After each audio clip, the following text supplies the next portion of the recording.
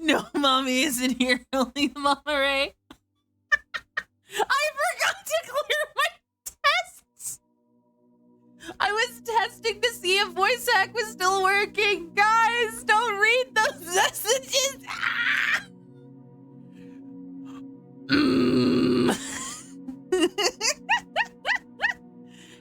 It has been such a long time, Cookie. I agree. Hello, Katsame. Hi. Oh my goodness. It's been a long while since I've done one of these streams, and so I'm very glad to bring this bad boy back. It's getting the reboot, much like all the other models, and I'm having a good time with this. I'm having a good time with this one. I will read the messages. You can't stop me. Ah. Fair point. Understandable. Have a nice day. Good to see you too. It's been so... Sorry for being gone for so long. You know what? That's fair. That's okay. Time moves very slowly, but definitely in a way that sometimes things just happen. It's okay. But tonight, I really needed the stream. Ah, yes, you I'm very much happy to bring back this stream because this was something I really enjoyed.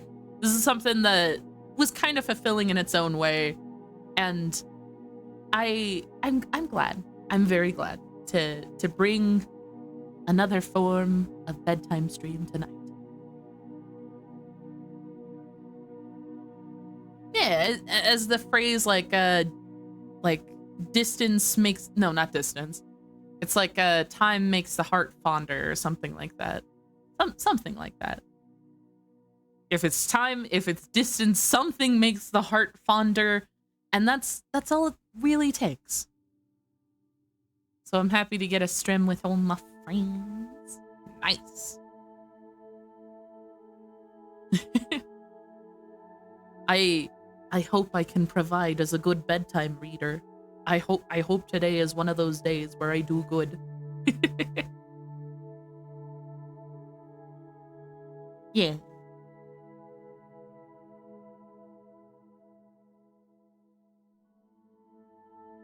Ooh, flowers. What kind of flowers you drawing, Cookie?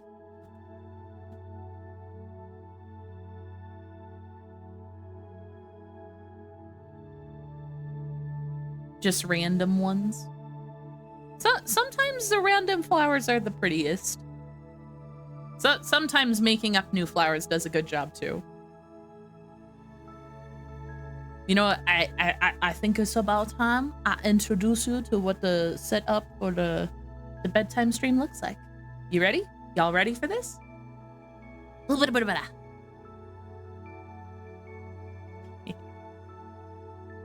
Hello there. It's nice to see you. I am definitely juxtaposed on an actual bed, definitely not a digital one in cyberspace, floating in actual space. I am here, glowing like a beautiful star that I am. Yes. And I am holding a book.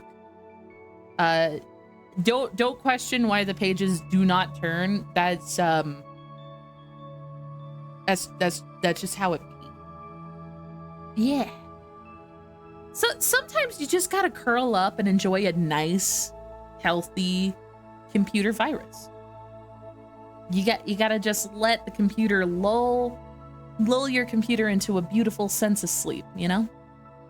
I'm gonna just like sit myself up here, just like, there we go.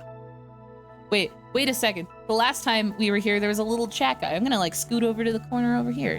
Chat guy, little man, little guy, you still here? Oh, you're not a little guy, are ya? Oh, you've been waiting patiently to get some good sleep, huh? Oh, yeah.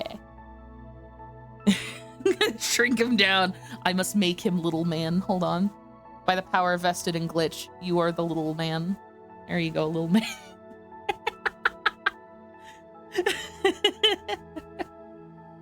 Oh, you comfy back there? Okay.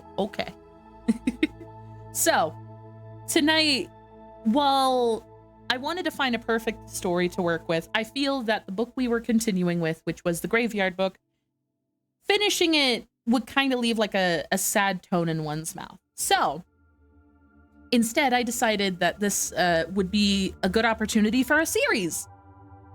But what series would one want to read at a time like this, right? What series would start such a tremendous occasion? Well, I already had a good idea that would fit, that's perfect for kids, families of all ages, and, you know, everything else in between. It just kind of works like that. It was a book that I actually read a long time when I was a little glitchy, back when I used to go to the Scholastic Book Fair, get little eraser tips and chewy little pieces of pencil grippers that would evidently go straight into this beautiful maw that you see before.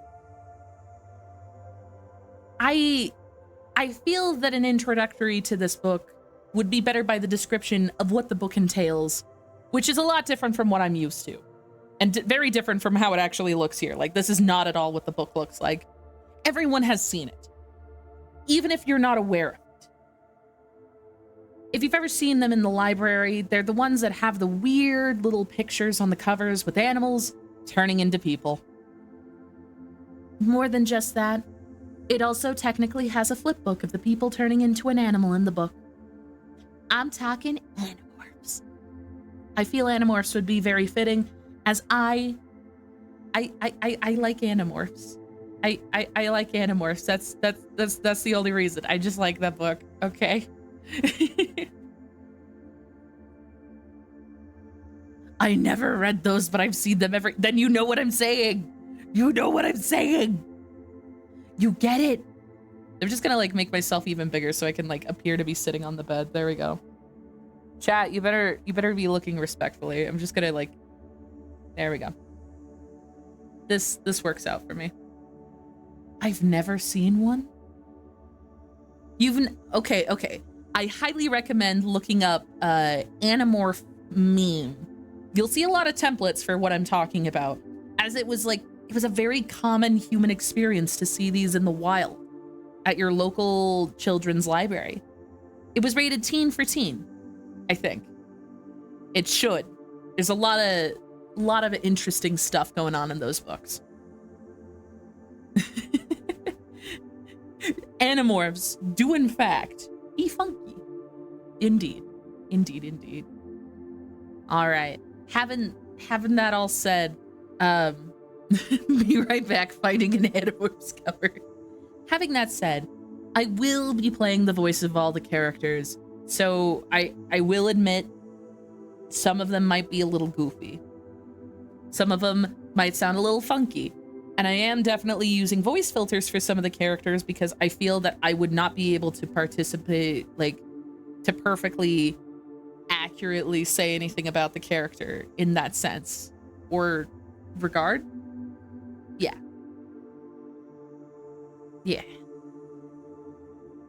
All right. Enough with the chit chat and the blah blah blah blah blah blahs. Tonight, we start a new era of bedtime story streams. Let's get started with chapter 1. I'm gonna like sit up. Actually, I'm gonna like. Don't mind me. When I mean sitting up, I mean like definitely just adjusting myself here.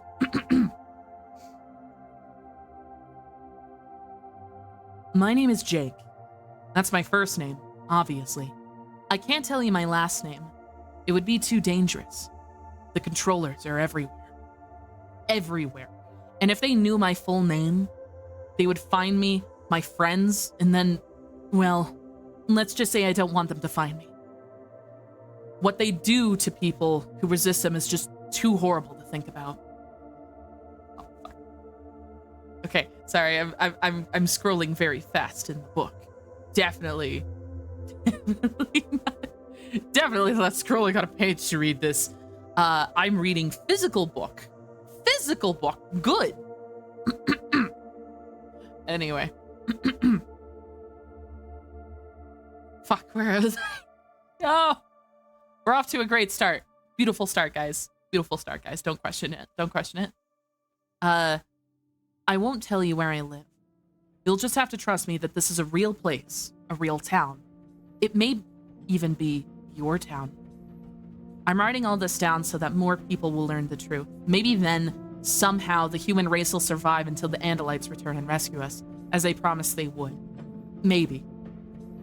My life used to be pretty normal. Normal, that is, until one Friday night at the mall. I was there with Marco, my best friend. We were playing video games and hanging out at this cool store that sells comic books and stuff. You know, the usual. Marco and I had run out of quarters for the games, right when he was ahead by like a lot of points. Mostly, we're equally good at games. I have Sega at home, so I get lots of practice time, and I forget this book was made in the fucking 80s. This might have dated references in it, guys, but it's okay.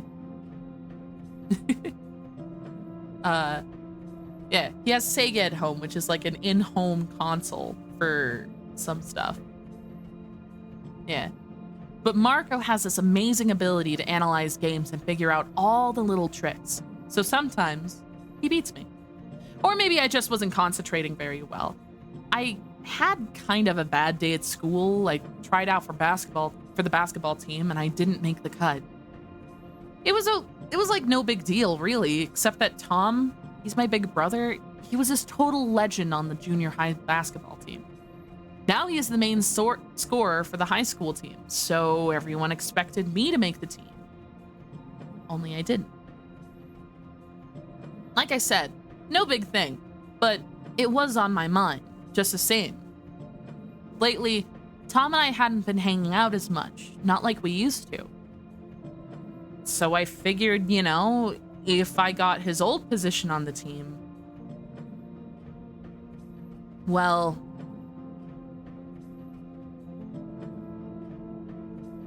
anyway, we were out of money and getting ready to head home when we ran into Tobias. Tobias was, I mean, I guess he's still kind of a strange guy. He was new at school, and he wasn't the toughest kid around. He got picked on a lot. Bird! Hello! Hello. It's good to see you. I'm back at it again with my bedtime shenanigans. I'm back at it again with Mr. Book. New day! Yeah. Yeah. Day's different. Time moves on. Yeah.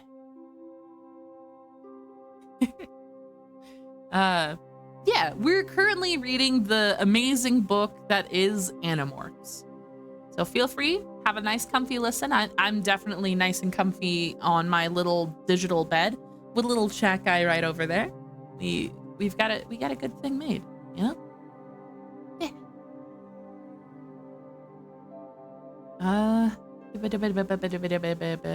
We had Sega at home, the Sega at home,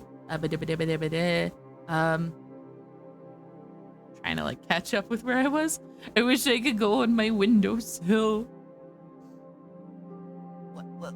What's on your windowsill? Is it good stuff? I hope it's good stuff. Good stuff is always good stuff. Huh. To ponder at a windowsill is like probably like the coolest thing, honestly. Nice. That must be the ultimate cozy spot. Okay. So we just barely got introduced to Tobias. Well, anyway, we were out of money. I was getting ready to head home when we ran into Tobias. Tobias was, I mean, I guess he's still kind of a strange guy. He was new at school, and he wasn't the toughest kid around. He got picked on a lot. I actually met Tobias when he had his head in a toilet. There were these two big guys holding him down and laughing while they flushed, sending Tobias straggly blonde hair. I've never heard that word, straggly. I think I've been bamboozled. Straggly blonde hair swirling around the bowl. I told those two creeps to step off, and ever since then, Tobias figured I was a friend. What's up? Tobias asked. I shrugged. Not much. We're heading home. At a quarters, Marco commented. Certain people keep forgetting that the sleaze troll shows up right after you cross the Neverfjord, so certain people keep losing the game and losing our quarter. Marco kept jerking his thumb at me, just in case Tobias couldn't figure out who he meant by certain people. So, like, maybe I'll walk home with you guys? Tobias said. I said, sure, why not? We were heading for the exit when I spotted Rachel and Cassie. Rachel's kind of pretty, I guess. I mean, okay, she's very pretty, although since she's my cousin, whoa! That is not a good introduction to a cousin character. Is like, Rachel's kind of pretty. She's really good. I mean, she's my cousin, so I can't. What the? Why would you do that? Chat, you seeing this shit? Little guy, you seeing this shit? Oh no. Shall listen while I write theater troupe and respective theater. What? Bird, why are you writing a theater troupe? I'm very inclined to know. I'm excited to know too, because I have a feeling, but if not, it's okay. Okay. We're gonna getting back to the very concerning chapter here. Oh yeah. Bird here is our lovely DM. I keep forgetting that, like, when Bird does studies through things, sometimes it's for very genuinely good stuff that's gonna be later next week. Yeah, I'm nervous. But I'm nervous and excited at the same time. Okay. I don't really think about her that way. I fucking hope you don't. She has blonde hair and blue eyes and that kind of very clean, very wholesome look. Okay. She's one of those people who always knows the right clothes to wear, knows how to look like they just walked out of one of those fashion magazine girls. Like, she's also very graceful because she takes gymnastics. Even though she says she's too tall ever to be really good at it, there is a lot of like in this book. Like a surprisingly amount of likes. I'm reading it word for word at some points. Yes, I am going to embarrass him. I'm gonna be very good at embarrassing on stage. I'm gonna pull the meanest Hamlet anyone has ever seen. Nice. I'm excited. Little chat man, are you excited for this too? Little chat man, he's all like, yes, I'm very excited, but could you finish talking about the story? I'm trying to get some sleep. Okay, little guy. Okay. So, little guy, have you heard the word about swag? Swag. If anyone has ever told you that VTubing is like moving around little PNG puppets, even if they're 3D, they are correct. I am having a very good time with this, and I hope everyone knows that. Thank you. Yeah. Okay.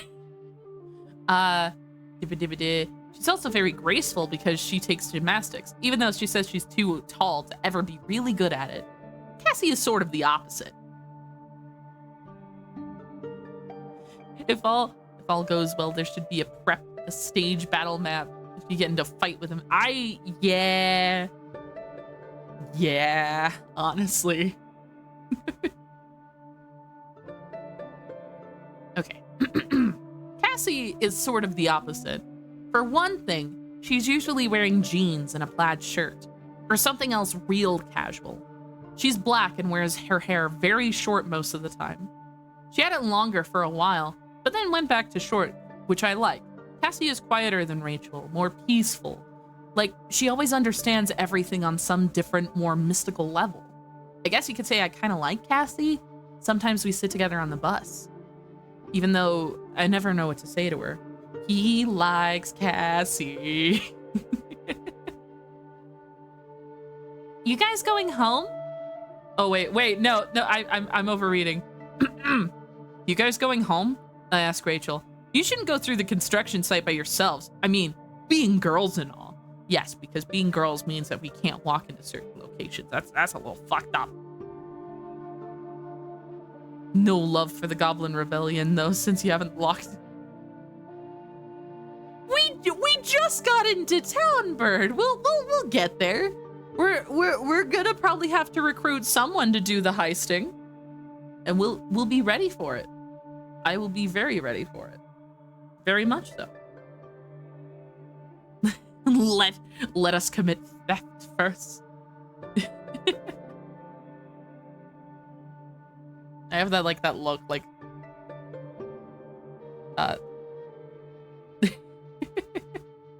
okay. Prioritize. Yeah, that's fair. That's fair. We'll get there eventually, Bird. I just know it. We'll get there. Okay. That was a mistake. I should have never suggested to Rachel that she's weak or helpless. Rachel may look like Little Miss Teen Model or whatever, but she thinks she's Storm from X-Men. Are you going to come and protect us, you big strong man? She said, you think you're helpless just because I'd appreciate it if they did walk with us, Cassie interrupted. I know you're not afraid of anything, Rachel, but I guess I am. Rachel couldn't say much about that. That's the way Cassie is. She always has the right words to stop any argument without making anyone feel bad. So, there we were, the 5 of us. Marco, Tobias, Rachel, Cassie, and me. 5 normal mall rats heading home. Sometimes I think about that one last moment when we were still just normal kids. It's like it was a million years ago. Like it was some totally different group of kids. You know, what I was afraid of right then? I was afraid admitting to Tom that I hadn't made the team. That was as scary as life got back then. 5 minutes later, life got a lot scarier. To get home from the mall, we could either go the long way around, which is safe, or we could get cut through this abandoned construction site and hope there weren't any axe murderers hanging around there. My mom and dad was sworn to ground me until I'm 20 if they ever found out I cut through the construction site. So anyway, they were cutting through the construction site. So anyway, we crossed the road and headed to the abandoned I love this. Thank you. I love how immediately it's just like, oh yeah, our parents would ground us. This is such a terrible thing. Anyway, we continued going down the construction site. It was a big area surrounded on 2 sides by trees, with the highway separating it from the mall area. There's a broad open field between the construction site and the nearest houses. It's a very isolated place. Originally, it was supposed to be this new shopping center. Now it was just all these half-finished buildings looking like a ghost town. There were these huge piles of rusted steel beams, pyramids of giant concrete pipes, little mountains of dirt, deep pits that filled up with a black, muddy water, and a creaking, rusted construction crane that I had climbed once while Marco stayed below and told me I was an idiot. Oh, sorry, I was being an idiot. It was a totally deserted place, full of shadows and sounds that made the hair on the back of your neck stand up. When Marco and I went during the day, we always found all those beer cans and liquor bottles. Sometimes we found ashes of little campfires back in the hidden nooks and crannies of the buildings. So we knew that people came here at night. All that was on my mind as we crept through the site. It was Tobias who saw it at first. He had been walking along, gazing at the sky. I guess he was looking at the stars or something. That's the way Tobias is sometimes, off in his own world. Suddenly, Tobias stopped. He was pointing almost straight up. Look, he said. What? I didn't want to be distracted because I was pretty sure I heard the sound of a chainsaw killer creeping up behind us. Just look, Tobias said. His voice was strange, amazed sounding, but serious at the same time. I'm hoping I'm conveying that exact expression. Just look. So I looked up, and there it was, a brilliant blue-white light that scooted across the sky. Going fast at first, too fast for it to be an airplane, then slower and slower. What is it? Tobias shook his head. I don't know. I looked at Tobias and he looked at me. We both knew what we thought it was, but we didn't want to say it. Marco and Rachel would have laughed, we figured. But Cassie blurted it right out. It's a flying saucer! Chapter 2. A flying saucer, Marco said. He laughed. That is, until he looked up. I could feel my own heart pounding in my chest. It felt weird and excited and afraid, all at once. It's coming this way, Rachel said. It's hard to be sure. I could barely whisper. My mouth was so dry. It's very hard to voice these characters. There's a lot of characters. I'm hoping I'll get good characters for these. Just for this, I'm making the... I'm just kidding. I don't think I could, even if I wanted to find good voices for these guys. No, it's coming this way, Rachel said. She had this definite way of talking, like she's totally sure of everything she says. Rachel was right. Whatever it was coming closer. And it was slowing down. Now I could see pretty clearly what it looked like. It's not exactly a flying saucer, I said. First of all, it wasn't that big. It was about as long as a school bus. That's pretty big. That's a little big. That's biggish. The front end was a pod, shaped almost like an egg. Extending from the back of the pod was a long, narrow shaft. There were two crooked, stubby, wing-like things on the end of each wing was a long tube that glowed bright blue on the back end. Are you keeping this for notes? This will be on the test. Okay. I think I kind of get what they're getting at. It's like a very sleek, blue, wingy thing. It's got little wings. That's what it is. Picture that. The little spaceship almost looked cute. You know, kind of harmless. Except that it had a sort of tail. A mean-looking tail that curved up and forward, coming to a point that looked as sharp as a needle. That tail thing, I said. It looks like a weapon. Definitely, Marco agreed. The little ship kept coming closer, going slower all the time. It's stopping? Rachel said. She had the same strange, not quite real tone in her voice that I had. Like, we couldn't believe what we were seeing. Like, maybe we didn't want to believe. I think it sees us, Marco said. Should we run? Maybe we should run home and get a camera? Do you know how much money we could get for a video of a real UFO?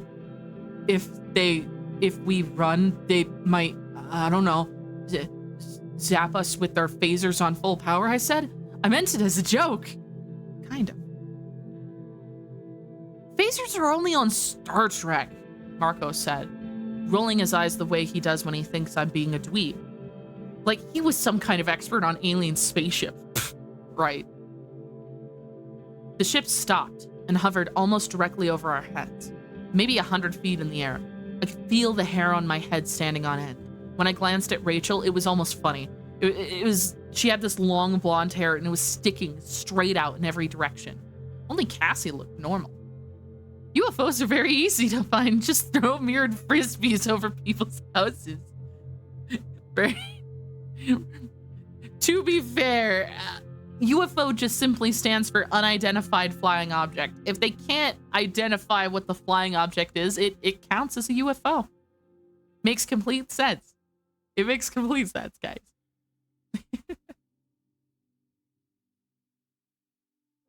Okay. What do you think it is? Marco asked. He sounded a little shakier, not so laid back now. That thing was close. To be honest, I was a little scared too. A little scared as in terrified I couldn't move, but at the same time, it was so cool beyond any coolness ever. I mean, it was a spaceship right there over my head. Katsame, thank you very much for joining the stream. I I hope this was at least peaceful enough that you could drift off to sleep in some way, shape, or form. Take care. Have a wonderful night. Take care. Night-night.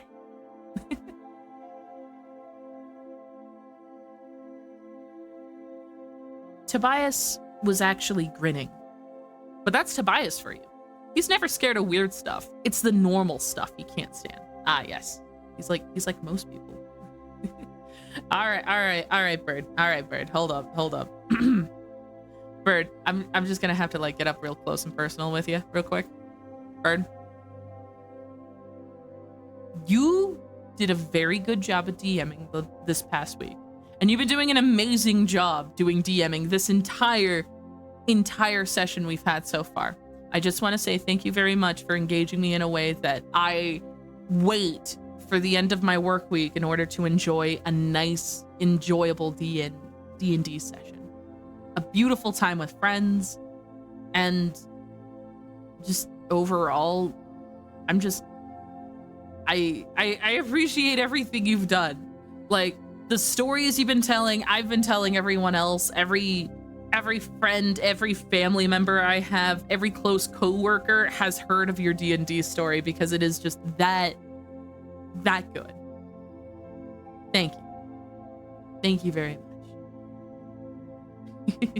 All right, I gotta sit back on the. There we go. That was a lot smaller. What if I make myself like extra small? There we go. Wait a sec. I'm actually using a special tool to help lie myself down. So, theoretically, right? Hold on. Oh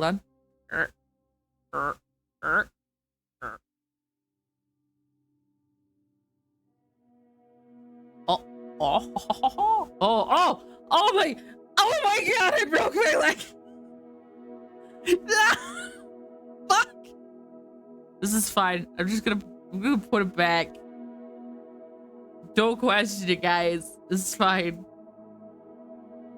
That's what I wanted to do. That way I could like lay on the bed. I want to lay on the bed like a normal person. When the doctor hits your knee with the little hammer.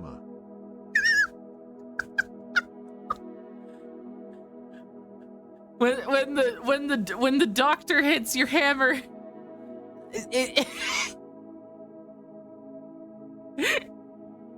it's like, ah yes, it's time to do the reflex check, and then they just decide to bink it, and it's like bark, and it's like ah.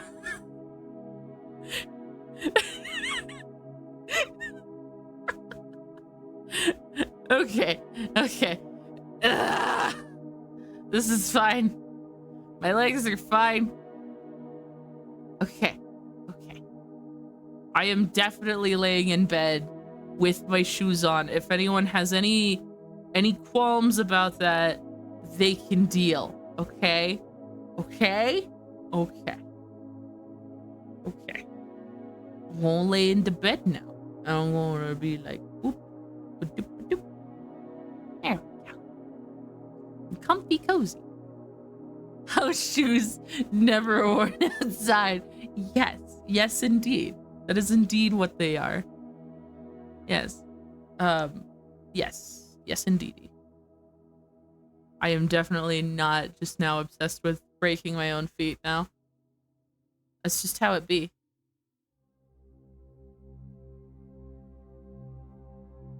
Well, there we go. I'll live with this. This is livable. This is livable. Okay, back to bedtime story. Needs more bone cracking. Hold on. I could provide that real quick. Hold on. I just gotta.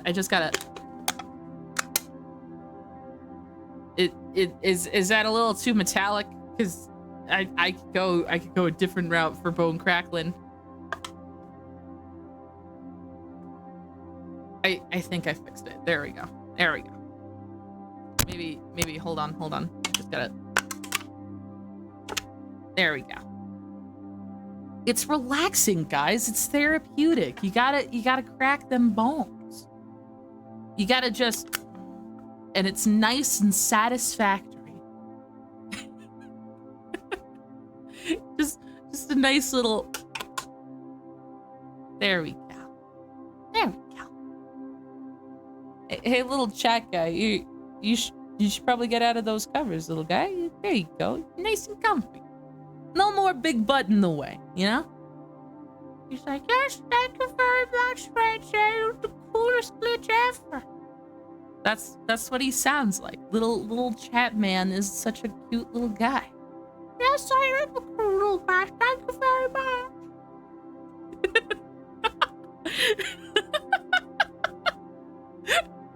Thank you, little chat guy. Get your head out of the covers, little guy. You sleepy. You stay on that pillow, I stay on mine. I'll eventually kick you out and assert dominance with the T-pose later. That's just how glitches work. But it's just that. Shut up. It's my bed. It's mine. Okay. Yeah, that's what I thought. I'm trying to get back to what we were saying. Okay. I'll just start from the top of the page, even if I'm repeating myself. What do you think it is? Marco asked. He sounded a little shakier, not so laid back now. That was the thing. That thing was that the What do you think it is? Marco asked. He sounded a little shakier, not so laid back now that the thing was so close. To be honest, I was a little scared too. A little scared as in I was terrified I couldn't move. But at the same time, it was all cool by beyond any coolness ever. I mean, it was a spaceship right there over my head. Tobias was actually grinning, but that's Tobias for you. He's never scared of weird stuff. It's the normal stuff he can't stand. I think it's going to land, he said. His huge smile on his face. His eyes were bright and excited, and his blonde hair was standing in clumps. He really out there like, I like you, alien. Alien. Beautiful alien. The ship began to descend. It's coming right at us, I cried. I had to fight an urge to run, yammering across the field all the way home, where I could crawl into my bed and pull the covers over my head. But I knew that this was an important, amazing thing. I knew I had to stay there and see it all. Question, did the story come before or after Chicken? It was in the 80s, so I think Chicken Little came out like way after that. Like way after. Definitely like way after. Definitely. Like way after.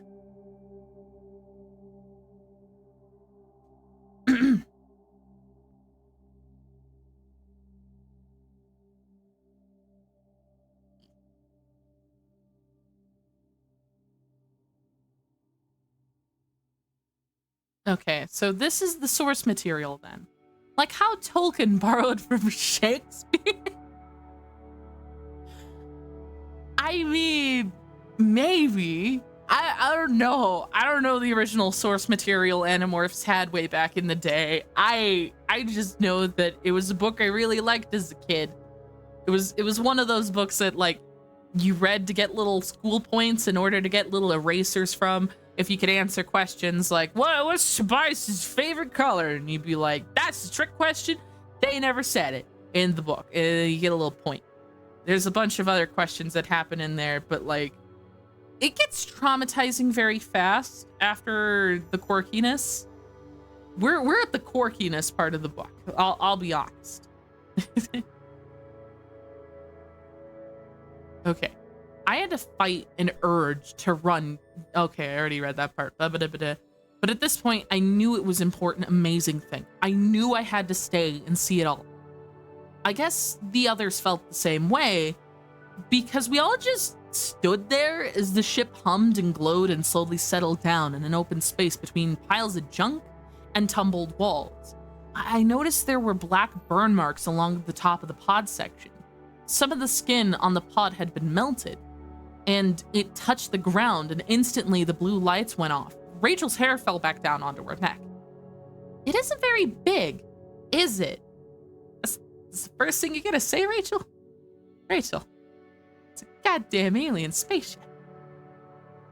Quoting on its size is a little demeaning. It's about, I tried to think, about 3 or 4 times as big as our minivan. That's fair, Bird. To be fair, this is the greatest literary work of all time, so I definitely understand why it would definitely be copying from the greats, just like Shakespeare and a lot of others. And it's being read by the greatest narrator of all time that definitely knows how to do voices, definitely knows how to do what they're doing.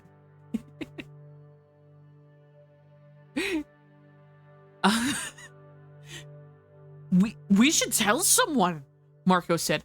I mean, this is kind of major, you know? Spaceships just don't land in the construction site every day. We should call the cops, or the army, or the president or something. We'd be totally famous. We'd get to be on Letterman for sure. Letterman is fucking gone now. This is dated. I mean, I'm not sure that the author of the book invented the concept of the novel, but shit. Yeah. I don't know, man. I'm just enjoying this book. Is good book time. God, Letterman doesn't exist anymore. Yeah, you're right, I agreed. We should call someone. But none of us moved. None of us was just going to walk away from a spaceship. I wonder if we should try to talk to it, Rachel suggested.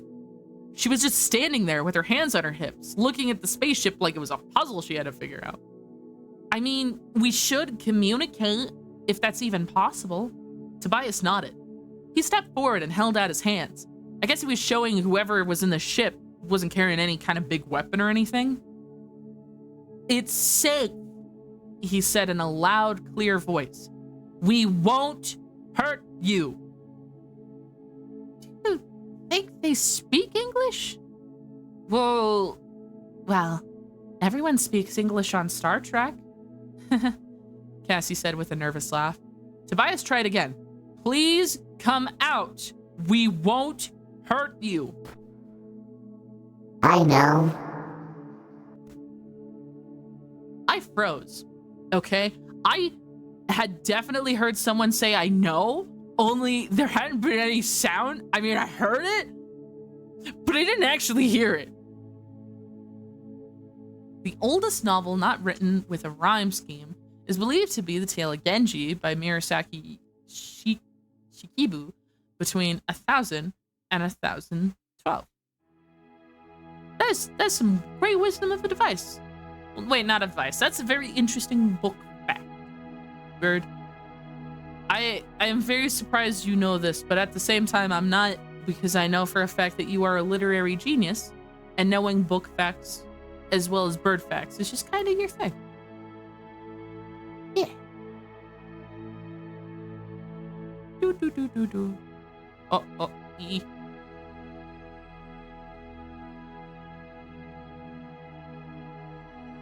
Oh crap, I went the wrong direction. Fuck.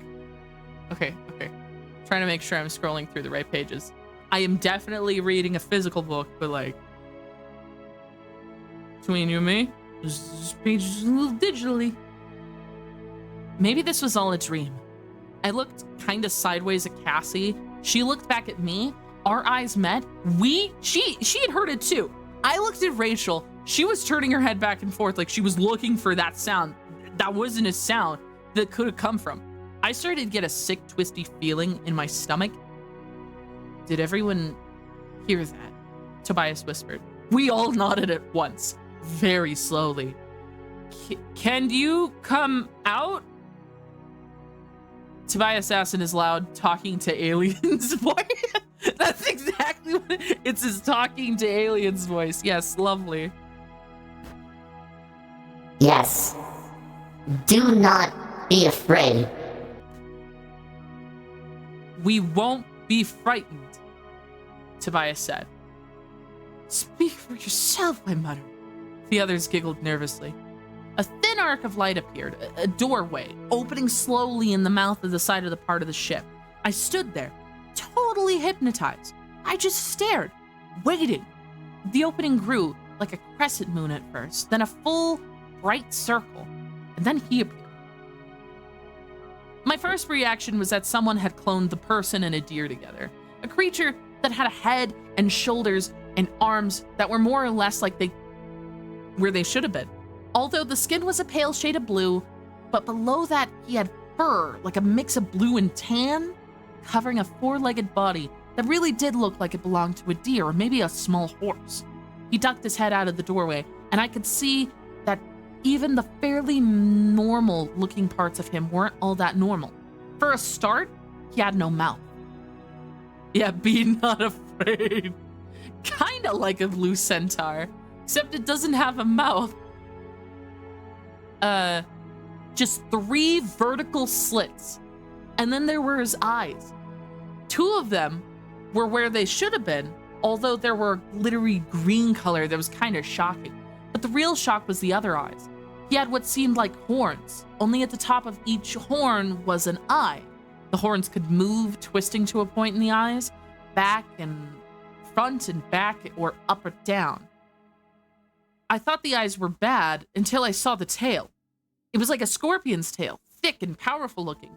On the end, it was wickedly curved, very sharp looking horn or stinger.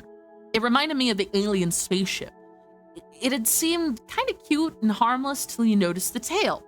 The alien seemed kind of harmless in first glance too. Then he saw that tail of his and he thought, whoa, this guy could do damage if he wanted. Hello. Oh no, it's a beholder, kid. Don't let it dream.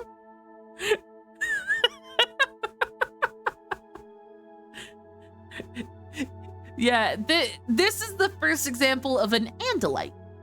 Andalites are very delightful creatures. You'll come to know that there's other creatures that are disgusting, I guess. Yeah. Hello. Fuck! I fucked up. Don't worry me. I read ahead. I am trying to read fast at the speed of light. Don't question my skills. Don't question it. I got this. Okay.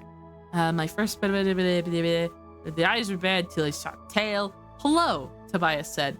His voice was gentle, like he was talking to a baby. He was grinning. I realized I was smiling too. And at the same moment, I realized there were tears in my eyes.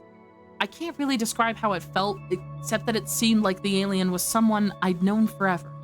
Like an old friend I hadn't seen in a long, long time. Hello. The alien said, in that silent way you only heard inside your head. Hi, we all said back. In that very nice, in the voice kind of way. To my surprise, the alien staggered. He fell out of the ship into the ground. Tobias tried to grab him and hold him up, but the alien slipped from his grasp and fell back to the dirt. Look! Cassie cried. She pointed to a burn that covered half the alien's right side. He's hurt! Yes. I am dying. He said. Can we help you? We can call an ambulance or something, Marco said. We can bandage that wound, Cassie said. Jake, give me your shirt. We can tear it up and make bandages. Cassie's parents are both veterinarians, and she's totally into animals. Not that this was an animal. Not exactly, anyway. No, I will die. The wound is fatal.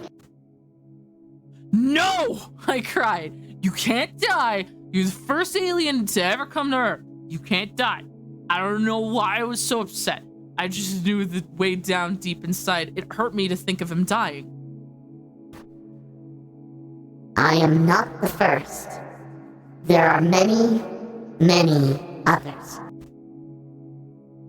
Other aliens? Like you? The alien shook his big head slowly, side to side. Many. No, wait. He said something like, not like me. Then he cried out into pain, a silent sound that echoed horribly inside my mind. For a moment, I had actually felt him dying. Not like me. They are different. Different how? I will remember his answer forever, he said. They come to destroy you.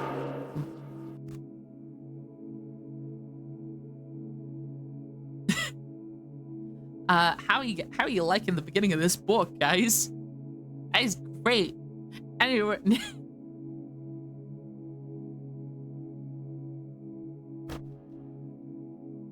They've come to destroy you.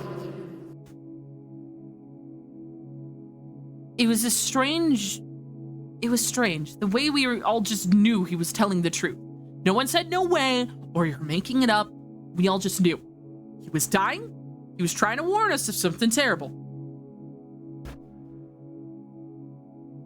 They're called yurts. They're different from us. Different from you as well. I'm gonna drown myself real quick. Hang on tight, guys. Hang on tight.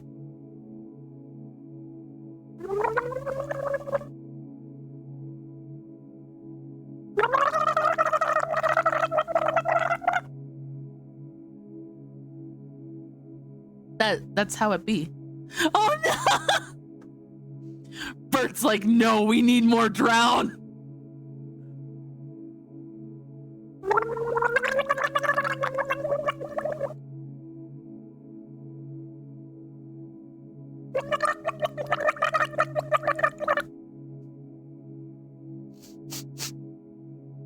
Making up for lost time. We are not mortar.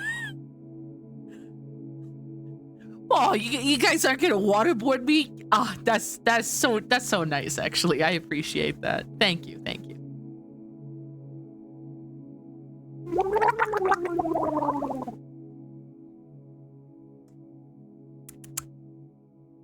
Hydration is important.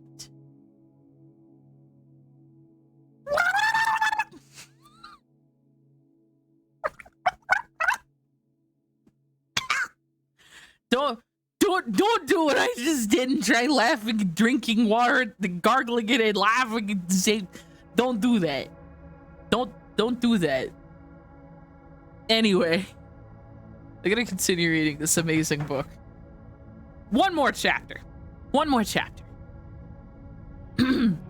So the alien things like Things like they have come to destroy you. And humanity's like, no, that's not good. They fully believed him. That's where we're at. They're called yurks.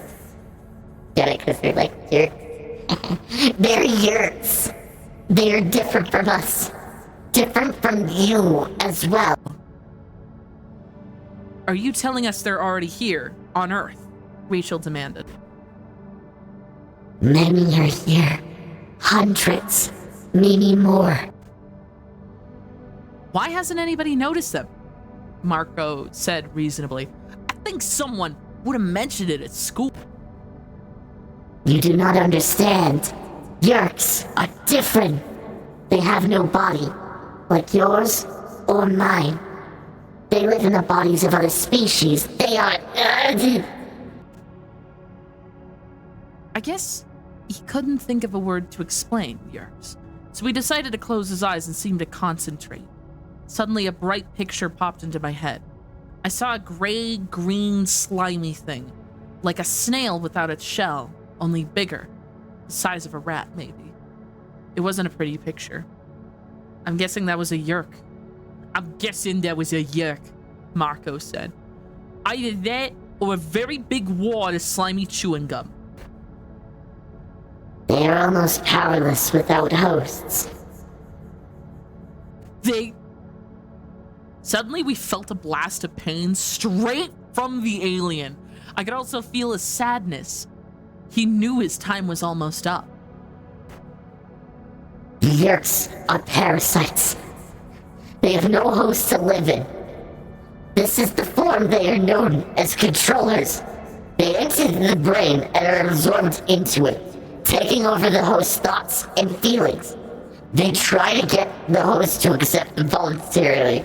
It's easier that way. Otherwise, the host may be able to resist, at least a little. Are you saying they take over human beings? Rachel said.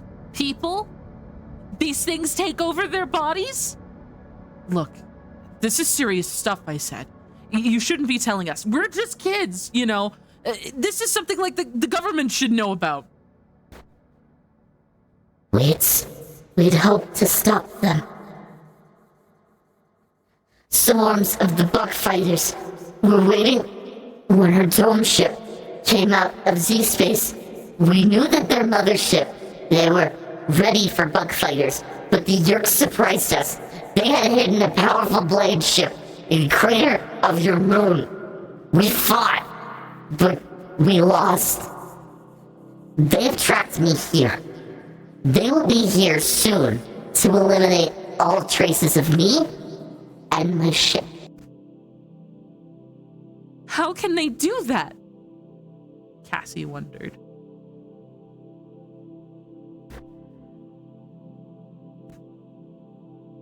The alien seemed to smile with his eyes.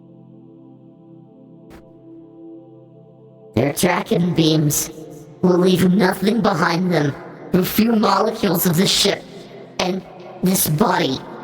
I sent a message to my homeworld. We Analytes fight the Yerks wherever they go throughout the universe. My people will send help. But it may take a year, even more. And by then, the Yerks will have control of this planet. After that, there is no hope. You must tell people. You must warn your people. Another spasm of pain ripped through him. We all knew he was nearly gone. Is there an index we can use to check the definition of those words? We need a lore doc. That's good. That's a good, hold on. I'm actually gonna look something up. Don't mind me, I'm just gonna beep boop here. Animorphs lore doc? Question mark? Probably not question mark.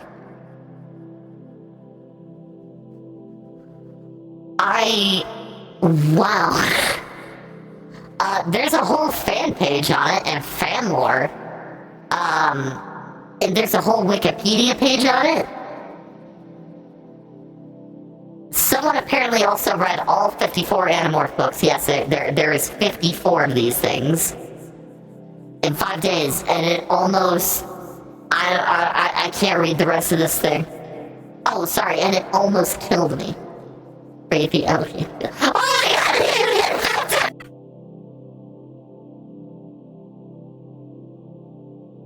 And anyway, am I back to normal?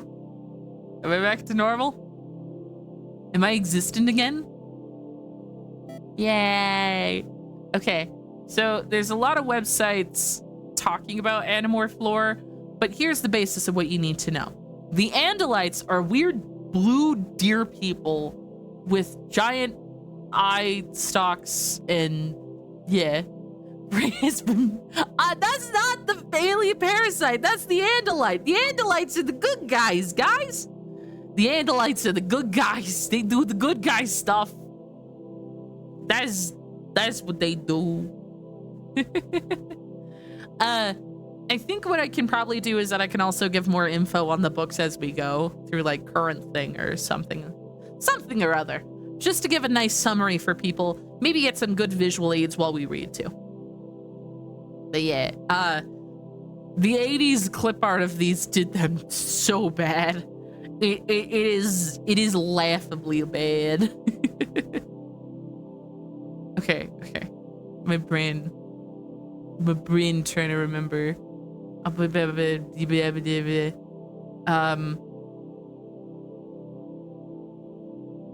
Another spasm of pain ripped through him.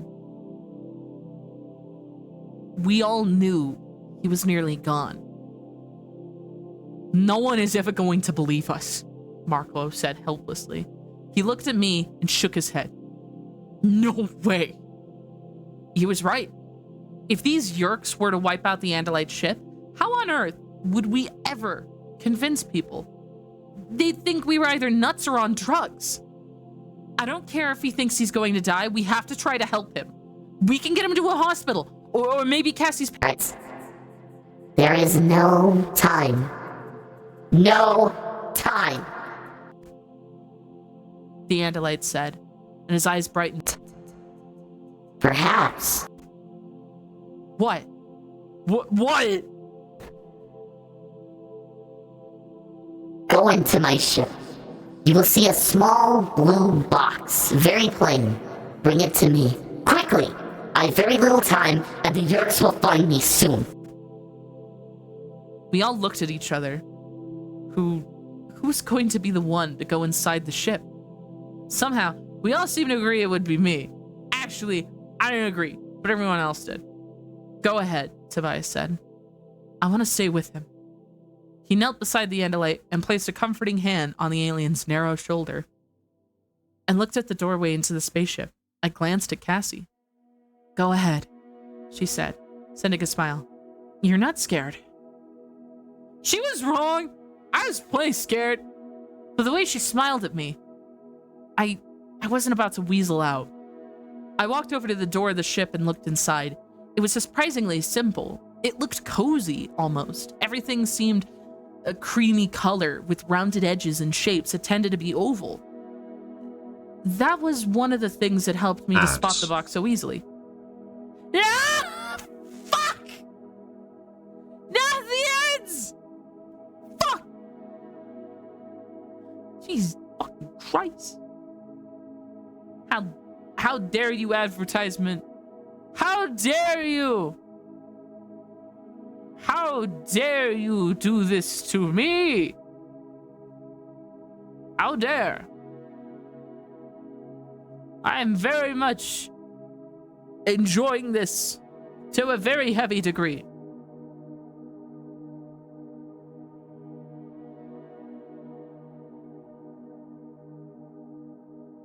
How dare?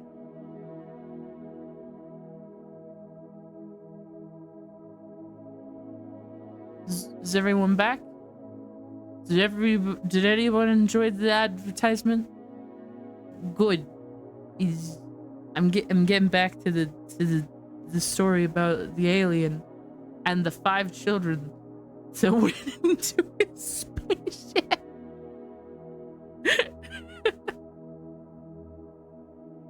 Okay. Okay, I'm gonna try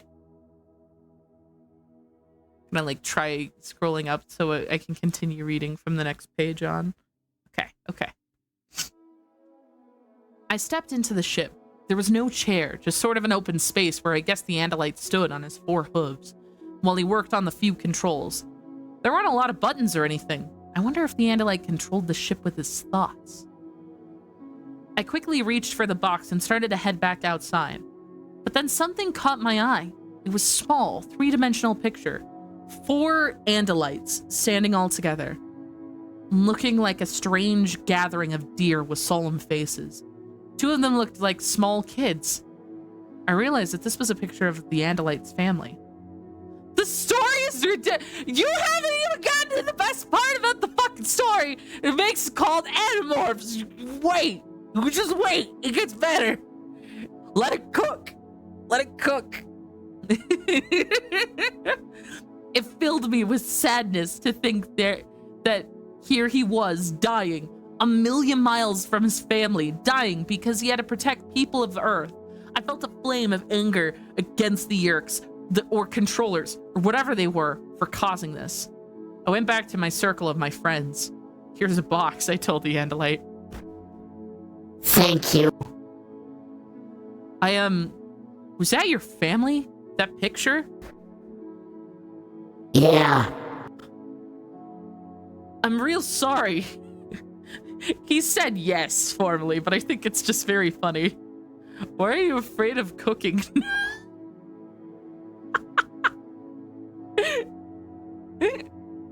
I'm not afraid of cooking. I'm just saying you gotta let the book cook. You gotta let the book cook. It gets better. It gets good. It gets silly. It gets great. Keep waiting. Just wait. Hang on. It gets better. I'm real sorry, I said. What else could I say? There is something I may be able to do to help you fight the Yerks.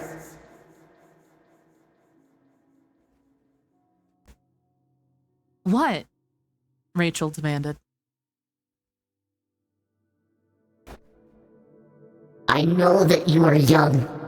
I know that you have no power with which to resist the controllers, but I may be able to give you all some small powers that may help.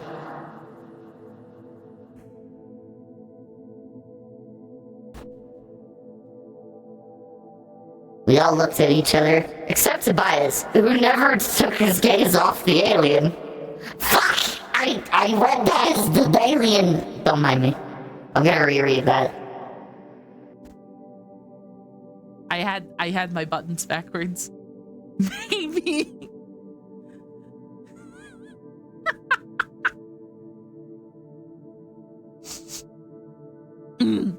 Let me reread that again. We all looked at each other except for Tobias, who never took his gaze off the alien. If you wish, I can give you powers that no other human being has ever had. Powers? What was that supposed to mean?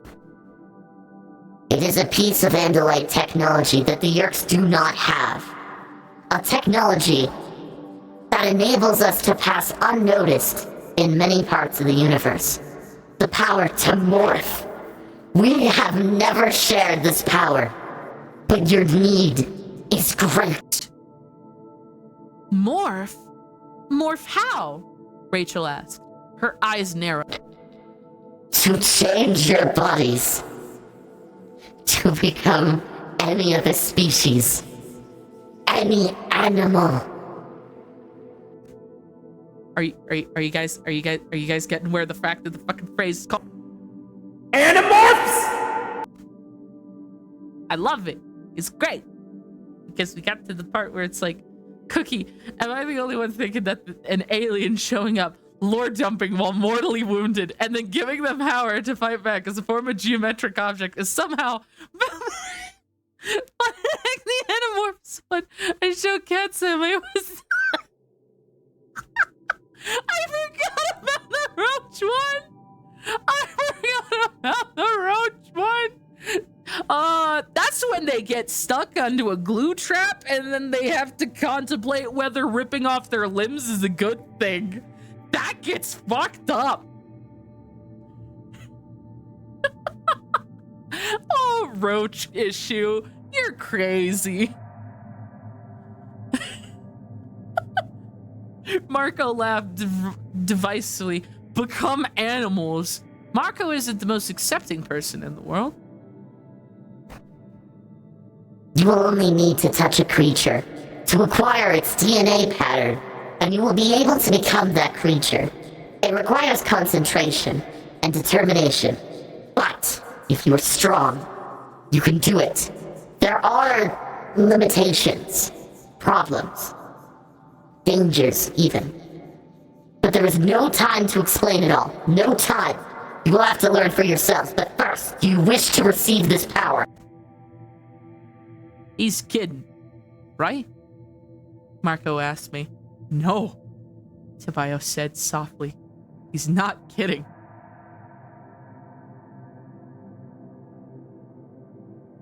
This is nuts, Marco said. This whole thing is nuts. Yerks and spaceship As slugs taking over people's brains and andalites and the power to change the animals. Give me a break. He's like the Raphael of the situation. Replace old man with alien and Neuroboros with morph. You get it? I mean,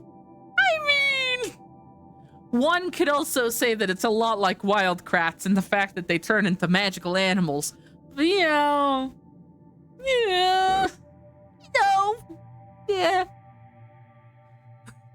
This is nuts, Marco said. This whole thing, nuts. Yerks, spaceships, slugs, taking over people's brains, and andalites, and the power to change the animals? Give me a break. Yeah, it's beyond weird. We're off the map of weirdness by this point, Rachel said. But unless we're all just dreaming, I think we'd better deal with this. He's dying, Tobias reminded us. I'll do it, Cassie said. That surprised me. Cassie isn't usually so quick to decide, but I guess like Tobias, she felt the truth of what the Andalite was saying. I think we should all decide together, I suggested, one way or the other. What's that? Rachel said. She was looking up towards the stars, far overhead. 2 pinpoints on bright lights were shooting across the sky. Yes.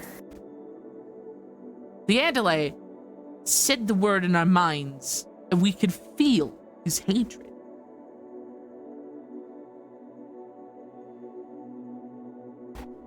Yes. The 2 twin red lights slowed. They turned in a circle and came back towards us. There is no more time. You must decide. We have to do this, Tobias said. How else are we going to fight the controllers? He immediately is like, guys, we gotta do this. We don't have a choice. I'd like more time, but we don't have that choice, Rachel said. I'm for it. Oh God, Lord, the graphics. Did you? No. Oh no, Bert has discovered the Animorphs art page. Bye, alien. Leave those men.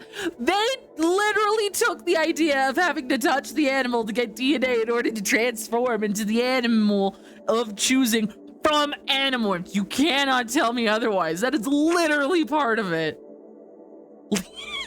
But it's true, though. They did it. But you know what? Fucking Animorphs walked so that wildcrats could run. I said it. I fucking said it. Unironically, I do love Animorphs. It's like one of my favorite. Not Animorphs. I love wildcrats. They're a great show. As it should have. Why am I reading it then? Huh? It's a classic. It's classical.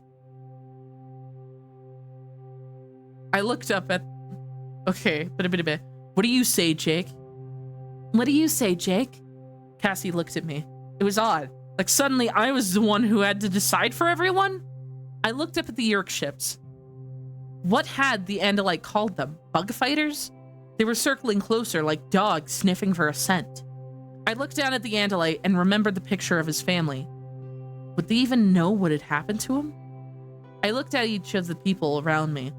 My usually funny, occasionally annoying best friend Marco, Rachel, my smart, pretty, confident cousin, and Cassie, who everyone knew liked animals more than she liked most people. Finally, I looked at Tobias. It was weird, feeling I had at that moment, staring at him, like a chill or something. We have to, Tobias said to me. Slowly, I nodded. Yeah, we don't have a choice.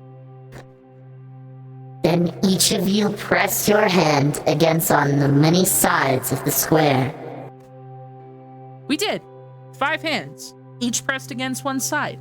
Then a 6th hand, different from ours, with too many fingers. Do not be afraid. Something like a shock, only pleasurable, seemed to run through me. A tingle that made me laugh. Oh, sorry, almost made me laugh. Go now. Only remember this. Never remain in animal form for more than 2 hours of your Earth hours. Never. That is the greatest danger in the morphing. If you stay longer than 2 hours, you will be trapped, unable to return to human form. 2 hours, I repeated. Suddenly, some new fear washed through the Andalite's mind. Linked as I was to him, I could feel it like a dread that crawled into my spine. Up my spine. He was staring at the sky with his main eyes. Something else was up there with the bug fighters.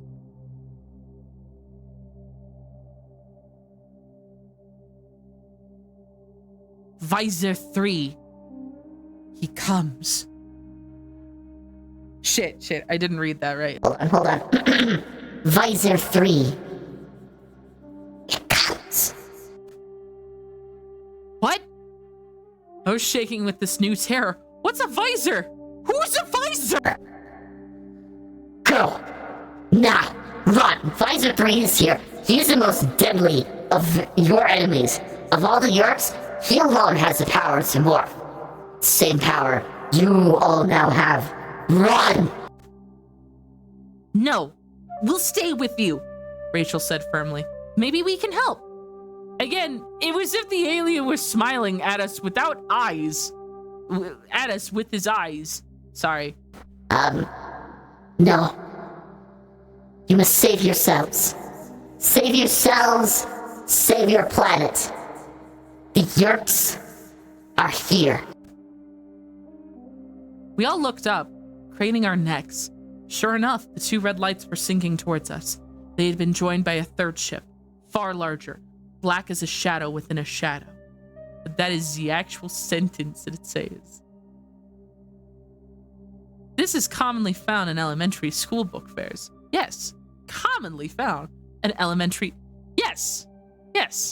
Ah, yes, stay with the blue Sour Patch Kid. Good idea. Totally. Yeah. Cookie, you definitely have it in the right mind. Exactly. Don't do that. Don't stay with an alien on a dying planet when he literally is like, hey, there's hold on, I gotta get in the voice. Hey, there's some evil aliens that are definitely going to kill you and your planet.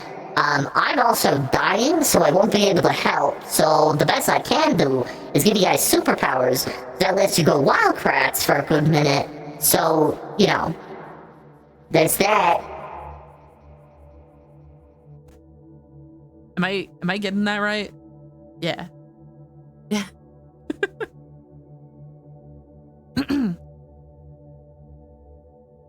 We ran, all but Tobias, who knelt beside the Andalite and took his hand. The Andalite pressed his other hand against Tobias's head. Tobias rocked back, like he had been shocked. Then he too was up and running, stumbling over the loose junk and potholes of the construction site. A beam of bright red light snapped on. It was a spotlight from one of the bug fighters. The beam lit up the fallen Andalite in his ship. A spotlight from the second bug fighter joined the first, and the Andalite shone brilliant as a star. I hit the dirt hard. I saw my leg lit up within a circle in that spotlight. I yanked it to me and crawled fast, scraping my elbows and knees over sharp stones.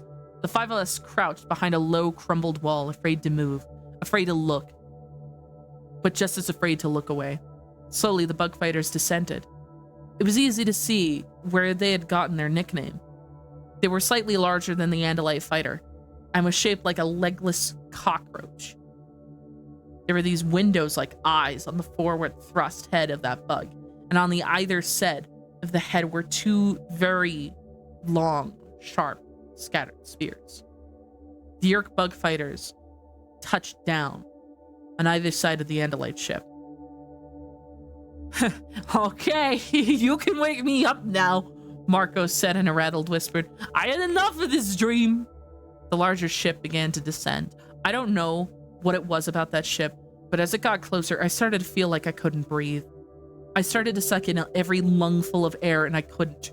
I tried to swallow and I couldn't. I wanted to run, but my legs were jelly. I was shaking from a fear so deep. It was like nothing I had ever experienced before. It was the same fear that the Andalite had shown when he realized Visor 3 was coming. This is for kids! This isn't book fairs for kids! Let me reiterate, this is good for kids. The blue ship settled towards the ground. It looked like it was going to land directly on a big rusted earth mover parked there, but it was a Visor ship descended. The earth mover just sizzled and disappeared. Visor 3's ship was built in some ancient weapon. It reminded me of those battle axes old-timey knights used when they were hacking off heads and foes. There was this main part, like the handle of the axe, with a big triangular point on the front. As the part had to be the ridge. At the rear were two huge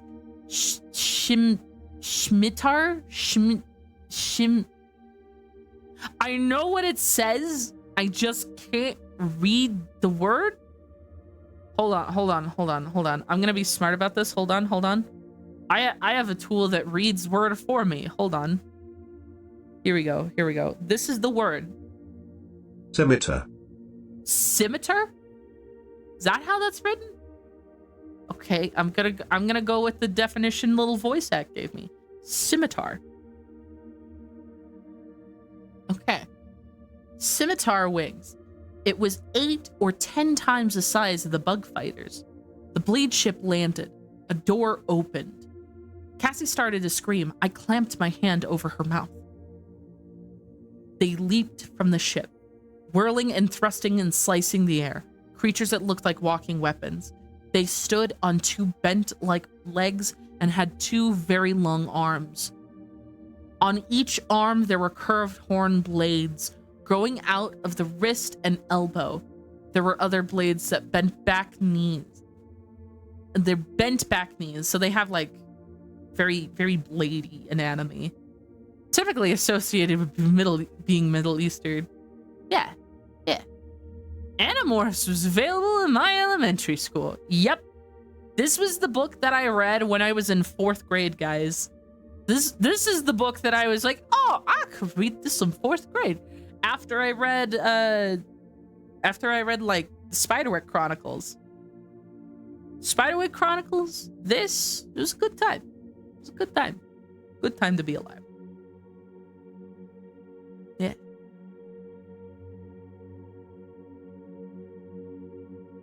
Trying to remember where I was. Okay. Each arm curved, horn blades growing out the wrist and elbow. There were other blades at their bent back knees and 2 more blades at the end of their tails. They had feet like a Tyrannosaurus Rex. I'm technically visualizing this, but I don't know. The Boxcar Children? No, I haven't. That sounds interesting. Is it a good series? If you would like to recommend to the bedtime reading community, I would highly suggest. Because I think I'll definitely read these books and maybe like continue the other series if this is very successful. Oh my god, that was my childhood. I loved it. Yes, please. Yes. All right, that's fair. It had feet like a Tyrannosaurus Rex. Tyrannosaurus Rex is what I meant to say. But it was at the head that got your attention. A neck-like snake. A mouth that moved. A mouth that was almost like a falcon's beak and formed the forehead. 3 dagger-like horns raked forward. Hork Bashir, controllers. I jumped. Hearing the Andalite's word of my mind again, they were fainter than before, strained like someone was yelling from far away. Did you guys? I asked. Rachel nodded. Yeah. The Hork Bashir are good people. They are good people, despite their fearsome look. But they have been enslaved by the Yeerks. Each of them now carries a Yeerk in its head. They are to be pitied. Pity. Right. They're walking killing machines. Look at them! But our attention was drawn away by the new form that crept and slithered and shimmied out of the blade ship. Taxon controllers, the Andalite said. I knew he was going to try telling us all he could, even to the end, trying to prepare us from what we were up against. The Taxons are evil. Yeah, I think we would have guessed that, Marco muttered.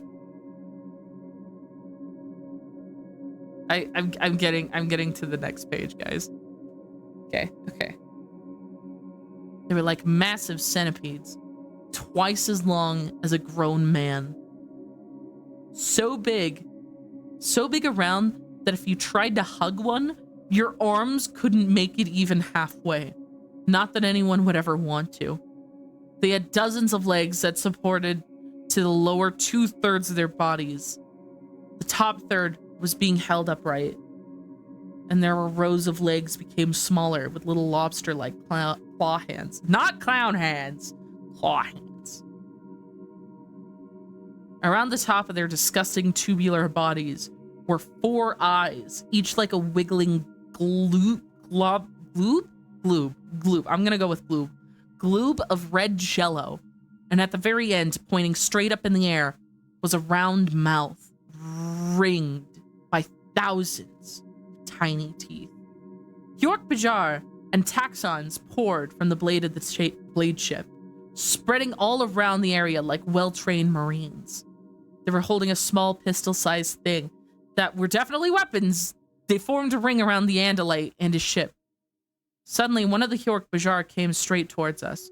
He took one big, bounding leap, and he was practically on top of us. I hugged the dirt like it was my last hope. I wish I could dig a hole. I saw a flash in Marco's face. His eyes were huge. His lips were drawn back in what I could have been a grin, except that I knew that it was an expression of pure terror. All right, I'm gonna stretch real quick. Hold on. Ah, that was my neck, guys. Yes, cracking the neck is a good thing to do.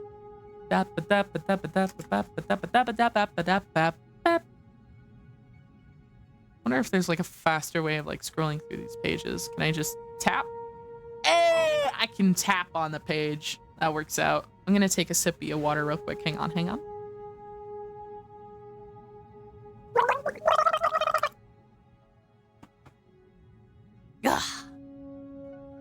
The Hirk Bajar pointed his gun, or whatever it was, around at the darkness. His snake head swerved left and right, trying to penetrate. Ray, I just learned something very important. The parasite alien's name is derived from a word in Elvish, the language invented by Tolkien. That honestly is actually pretty cool. That's actually pretty cool. I didn't know. So that's cool. That's cool. Thank you, Bird. Fun fact, ladies and gentlemen, the word from the parasitic aliens, I'm assuming it's the Yeerks, probably the Yeerks. It was a name derived from a word in Elvish. The language is invented by Tolkien. So this was definitely not meant to be a sequel to that. Yeah. Silence. The Andalite warned us. Hork Bajar do not see well in darkness, but their hearing is very good. The Hork Bajar moved closer still. He was 6 feet away now, with just the low wall between us. He had to have heard my heart pounding. Maybe he didn't know what the sound was. Maybe he didn't recognize the sound of 5 terrified kids whose knees were quivering and teeth were chattering. Kids who were just breathing in short, sudden gasps.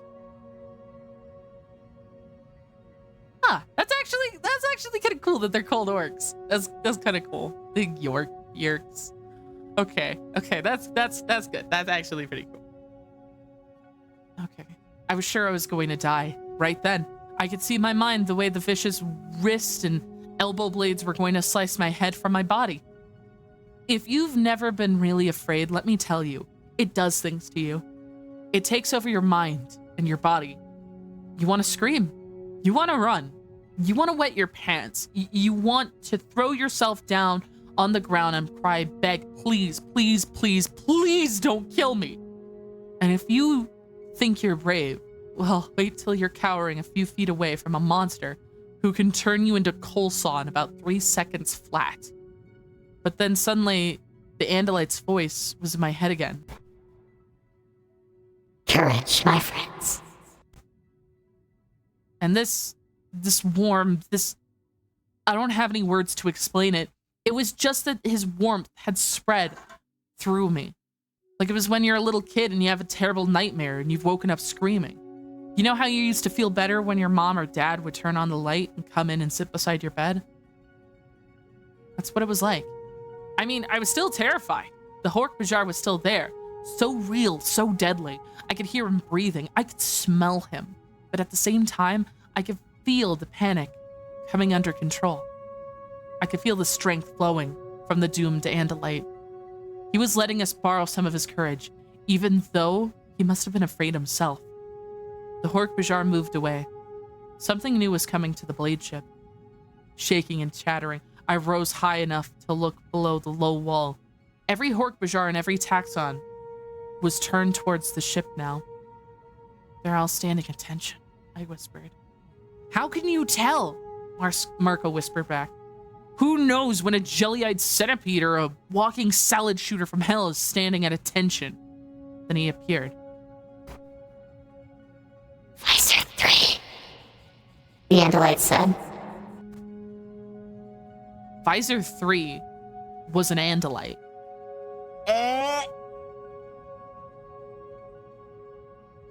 Or at least he was an Andalite controller. What the? Isn't that an Andalite? Only once a Yerk Only once has a Yerk been able to take an Andalite body. There is only one Andalite controller. That is Visor 3. Visor 3 walked confidently toward the wounded Andalite. The Visor seemed so much like the Andalite that it was hard to tell them apart at first. He had the same mouthless face, the extra stalk eyes that turned here and there, checking out everything in all directions, the same powerful yet sleek four-legged body, the same wicked tail. But if the Visor looked like any normal Andalite, he felt different. It was like he was wearing a mask. Only you just knew that under that fake sweetness of that mask, there was something twisted and foul. Trying to remember the voice that I had for all the Yerk. Hold on.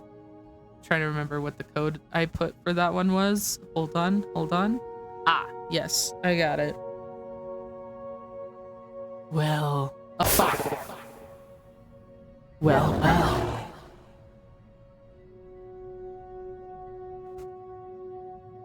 I almost had a heart attack when I realized that I was hearing the Visor's thoughts. Can he hear our thoughts? Cassie whispered. If he can, we're so dead, I don't even want to think about it, Rachel told her.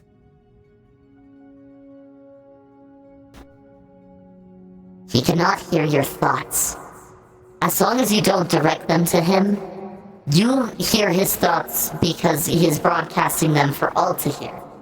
That is a great victory for him. So he wants all to hear.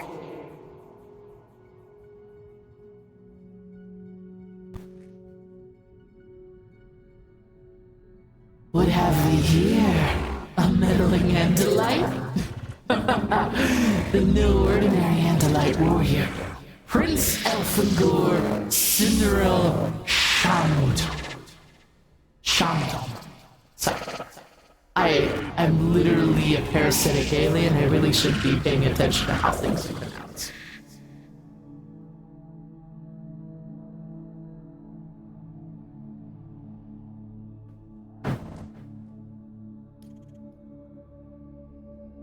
Sorry, I had to take a quick step, don't mind me. I'm still monologuing as giant evil York Visor 3.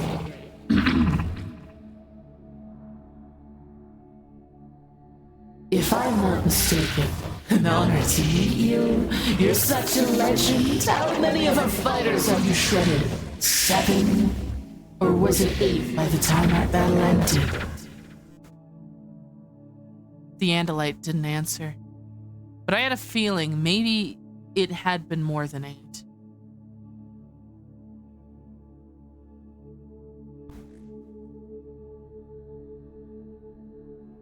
The very last Andalite of this sector of space. Yes, I'm afraid your dome ship has been completely destroyed. Completely? I watched it burn as it fell into the atmosphere of this little world.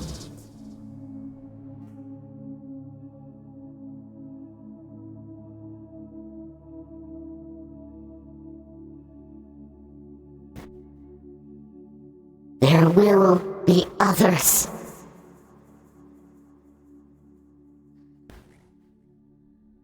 Yes, and when they come, it'll be too late. This world will be mine. My own contribution to the Yerk Empire. Our greatest conquest. And then I'll be Visor 1. What do you want with the humans? You have Taxon allies, you have Hork-Bajar slaves, and other slaves from other worlds. Why these people?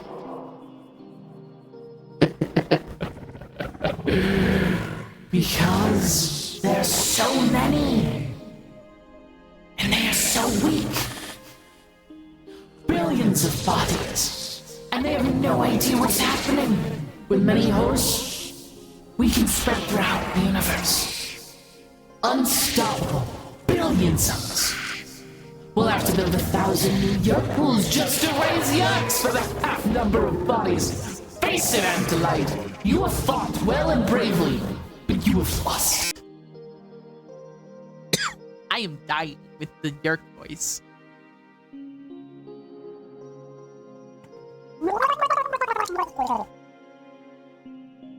Sounding like a high voice is very complicated, guys. Throughout the universe... Oh, wait, no, that's the wrong one. Ha ha ha ha. Visor 3 stepped right up to the Andalite. I could feel the Andalite's fear, but rather than cower, he fought the pain of his wound and climbed to his feet. He knew he was going to die. He wanted to die on his feet, looking his enemy in the face. But Visor 3 wasn't done taunting his foe. I promise you one thing, Prince Elfangor. When we have this planet with its rich harvest of bodies, we will move against the Andalite homeworld. I will personally hunt down your family, and I will personally oversee the placement of my most faithful lieutenants in their heads. I hope they will resist, so I can hear their minds scream. The Andalite struck. His tail whipped up and over, so fast you couldn't really see it. The visor twisted his head aside. The Andalite's tail blade missed the visor's head by bare half inch, but it sliced into the shoulder. Blood, or something like blood, sprayed from the wound. Yes, I hissed. You know, this is definitely a good children's book, guys. Ah! That's the visor's place. He's like, ah! And ouchie! At the same time, a binding beam of blue light shot from the tail of the Andalite ship. It sliced into the nearest bug fighter. Hjork, Bajar, and Taxons scattered. Even crouching behind a wall, I could feel a wave of blistering heat. The bug fighter sizzled and disappeared. Fire! Burn this ship! The night exploded in a blinding light. Red beams lanced from the blade ship and the remaining bug fighter. The Andalite ship glowed, and with a strange slowness disintegrated. And then in a flash, the glow of the Draken beams, I thought I saw, humans. A small group of them, maybe 3 or 4, back in the shadows behind the visor. There's people over there, I told Marco. What, are they prisoners?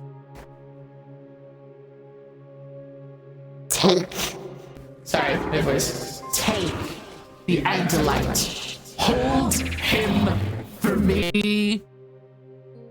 3 big Hork-Bajir grabbed the Andalite and held him down. Their wrist blades were at his throat, but they knew better than to kill him. That would be the Visor 3's personal privilege. Okay, Cookie, so here's what's going on in the story. Visor 3 is like a big guy. He's a Yeerk that managed to possess an Andalite body, and he personally was threatening and taunting the dying Andalite prince known as Elfincore. He then tries fighting back. He managed to stab Visor 3 in like the shoulder, but like a bunch of ships got shot, and now we may or may not have seen humans other than us, the main 5 cats.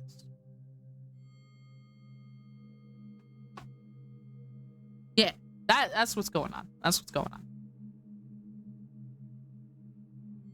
Then we saw why a Yeerk is as powerful as Visor 3 when inhabited the only captured Andalite body.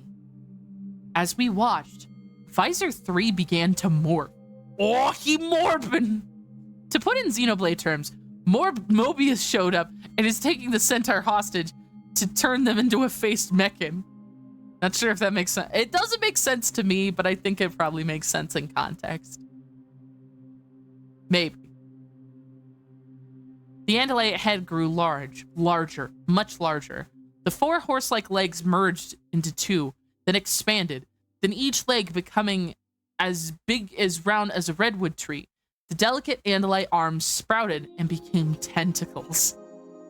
Oh no! This isn't real, Cassie whispered. This isn't real! In the hideously bloated head, a mouth appeared. It was a mouth filled with teeth as long as your arm. The mouth grew wider and wider, becoming a monstrous, terrifying grin. There was nothing left on the Andalite body. A monster had taken its place. The war of the Beast Visor 3 had become, made the ground shake. I covered my ears with my hands. That's what it sounds like. I'm not dumping that. It doesn't have the alien voice quotations. And there are alien voice quotations, by the way, little chat guy. You seeing this shit? He's seeing this shit. He's seeing this shit. Yeah. My teeth rattled from the sound. I heard someone whimpering. It was me. This is a book made for kids. Yeah.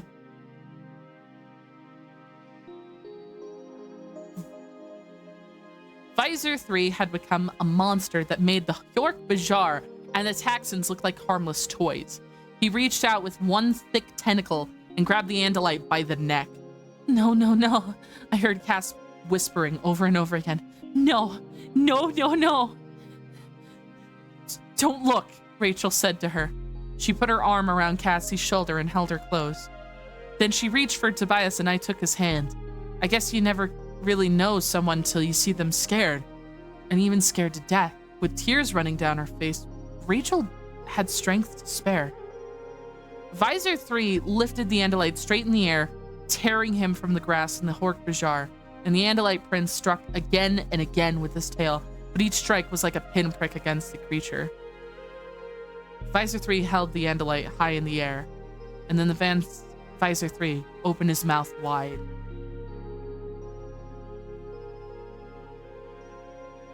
I don't know what came over me right then. I had been so afraid, so terrified. But it was like something just snapped in my head. I just couldn't hide and watch. I couldn't. You filthy! I jumped to my feet.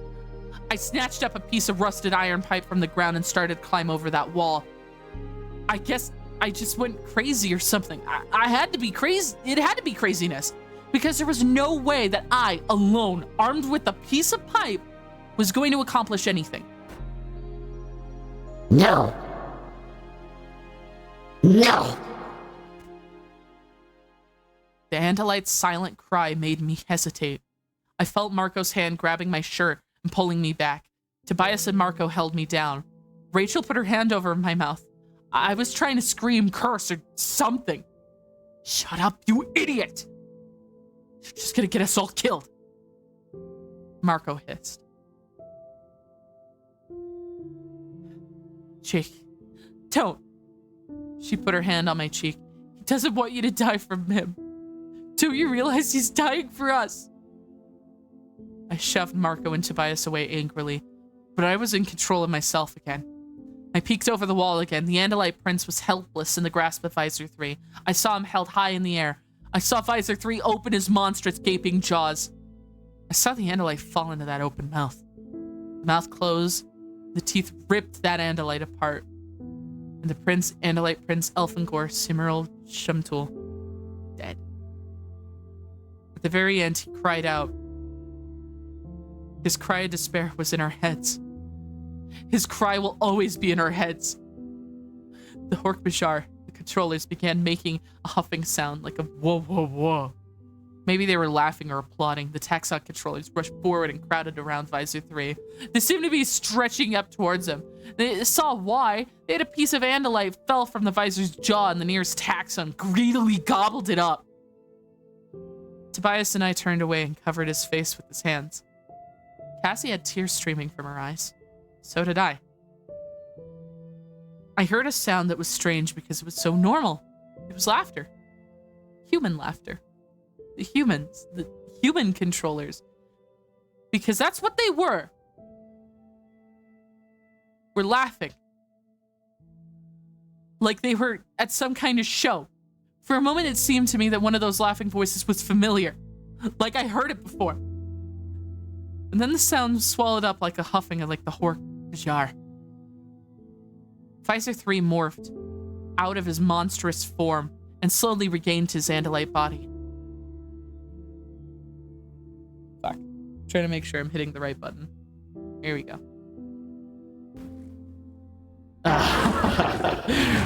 Nothing like a good entrant bug morpher. Taking a bite out of your enemies.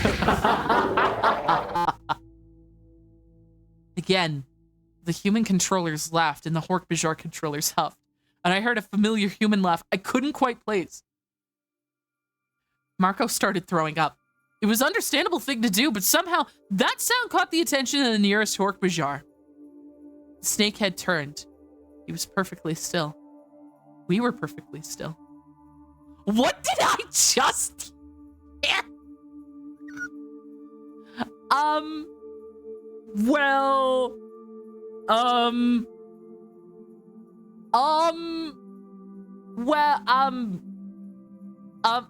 My ass is not paying attention.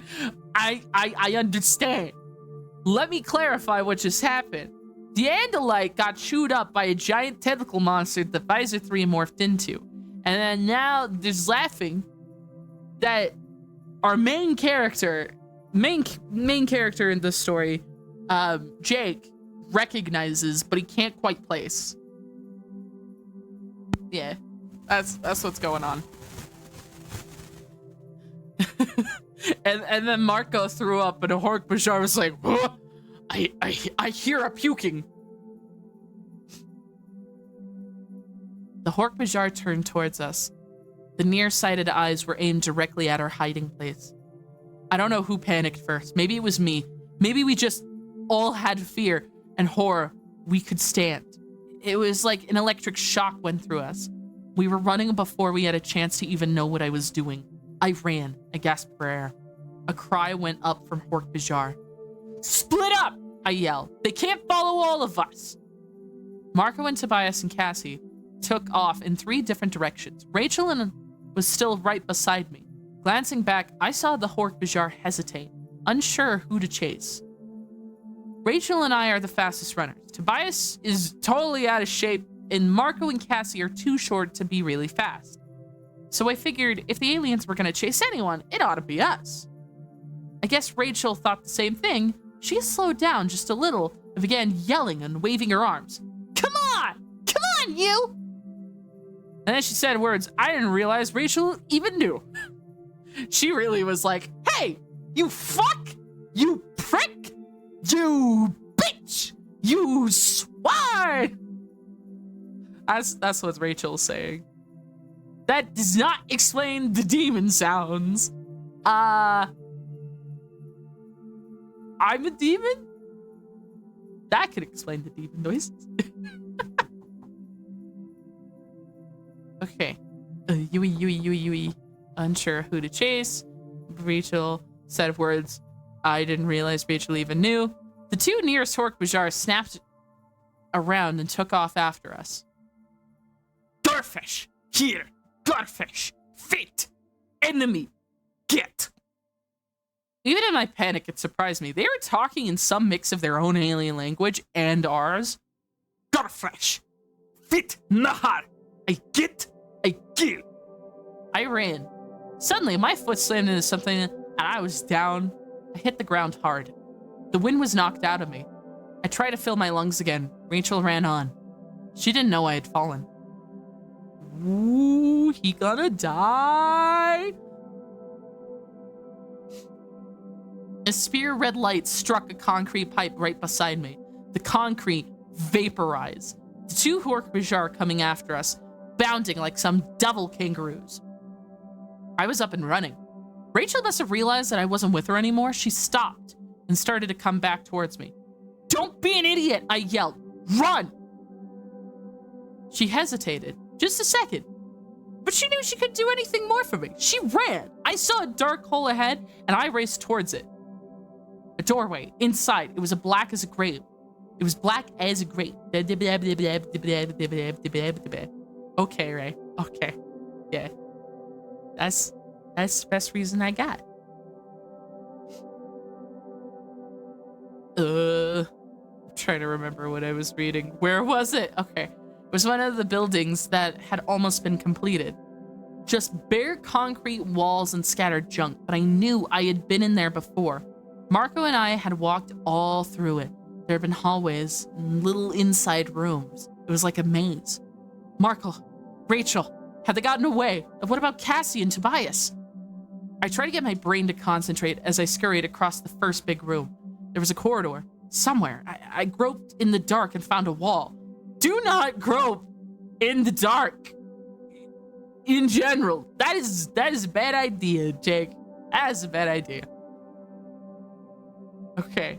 I heard the sound of claw-like feet. Huge, tearing, rending claw feet scraping over the bare concrete. A bottle went skittering across the floor. The Hork-Bajir was close, and in total darkness, my superior human vision wasn't much use. But I knew my way around the empty building. At least, I would have known my way around if my brain had been working. I felt my hand go into emptiness, a doorway. Yes, it led down a hallway. I went through just as the light came on behind me. Someone had brought a flashlight. In the hallway, not fit? Whatever. No, we need to capture them. Whoever you find, kill. The first, oh no, let me reread that again, okay? In the hallway, not fit? Whatever order. No. We need to capture them. Whoever you find, kill. The first voice had been a Hork-Bajir. The second voice was a human.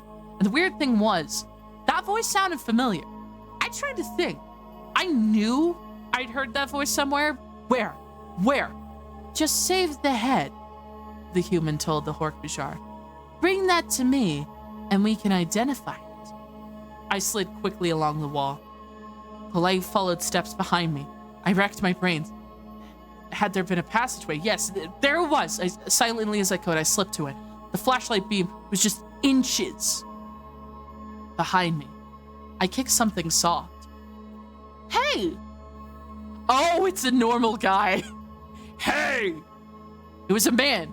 He'd been lying on the ground, wrapped in a blanket. Hey, get out of here. This is my place. I ain't got nothing for you to steal. Started to warn him. But this was one of the Hork-Bajir. But one of the Hork-Bajir was here. The flashlight landed on the homeless man's face. He blinked like an owl. There was an alcove right behind me. I beckoned through. Homeless guy screamed. I heard the sound of a scuffle. Maybe the guy got away. I hope so. But I never found out. Because with the Hork-Bajir distracted, I ran. I ran and ran and ran. And as I ran, I really hoped it was all a dream. Are you guys enjoying this wonderful, wonderful bedtime story? I hope you all are.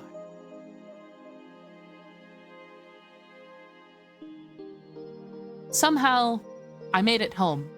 I don't know how. I have no memories of anything after that night. After last night's sight of the Hork-Bajir.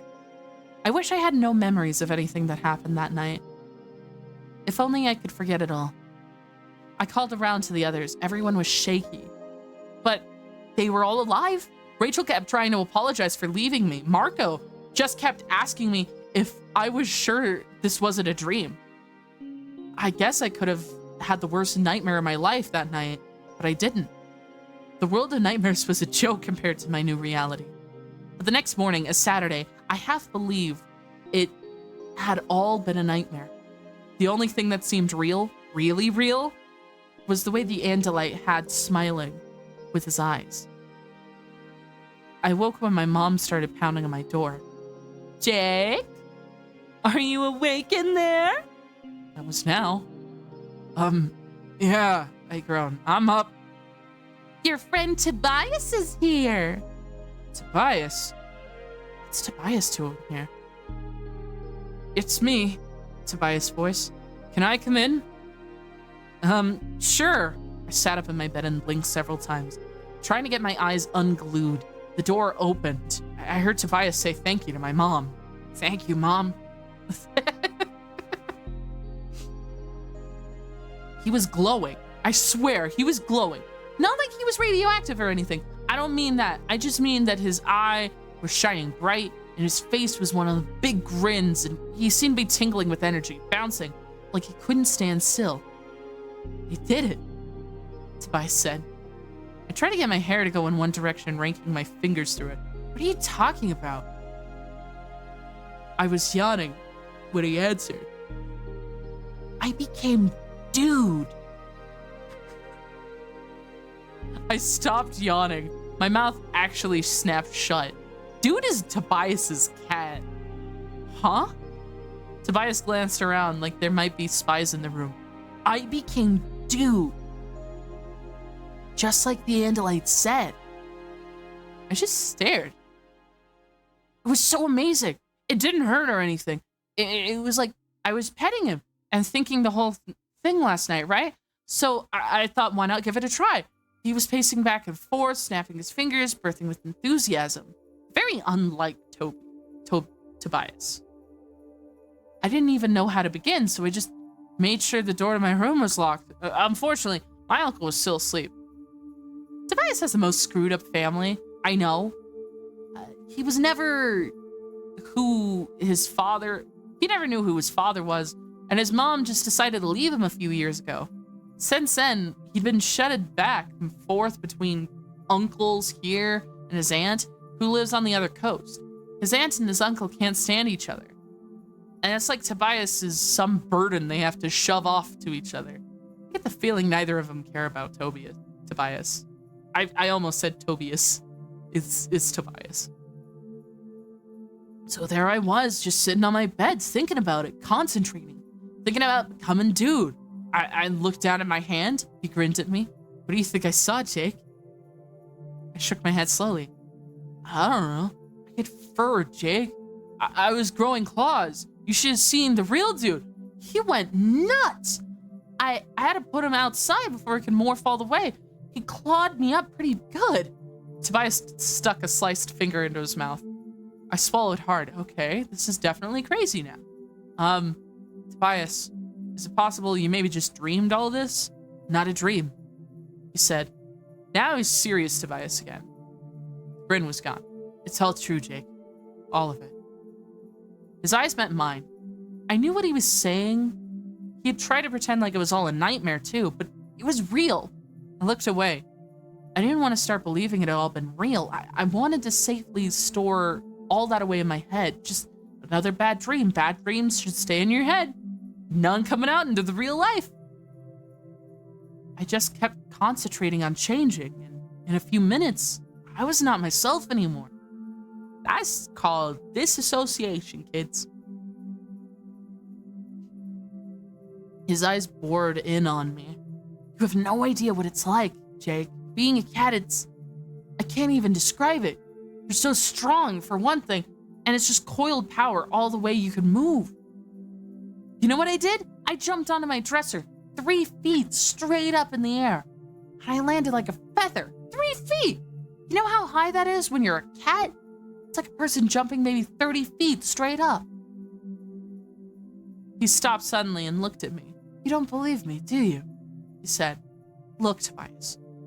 It's just that sometimes it's hard to tell the difference between something real and something you're just imagining or dreaming. You think I'm crazy? I considered for a moment. I don't know, Tobias. Let's review the facts. You say you turned into your own pet cat, turned into an actual cat. Yes, I have to say that sounds crazy. Cat do jump. Yes, indeed. Tobias nodded thoughtfully. He gave a little smile. I understand, Jake. You still don't want it to be true. What? What do you mean I want to believe that you can change yourself into a cat and all the rest of it? Do I want to believe that the earth is being invaded by slimy slugs that live in people's brains and turn it into slaves? Do I want to believe that? Duh! No! I don't want to believe any of it. And how about the Andalite? He said in a quiet voice. I hesitated. I don't know why, but I didn't want to just pretend the Andalite away. Tobias put his hand on my arm. Stand right there. What are you going to do? I'm going to help you decide whether it's real or not. Tobias, just wait. Don't scream or anything. So I waited.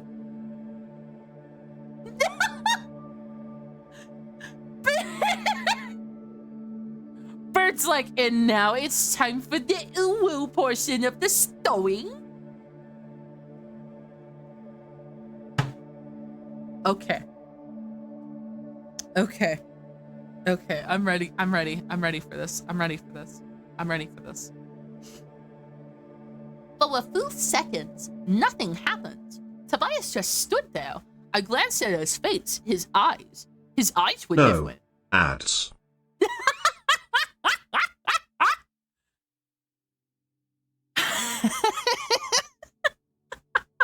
Okay, I'm gonna drink water while we do this. Fuck.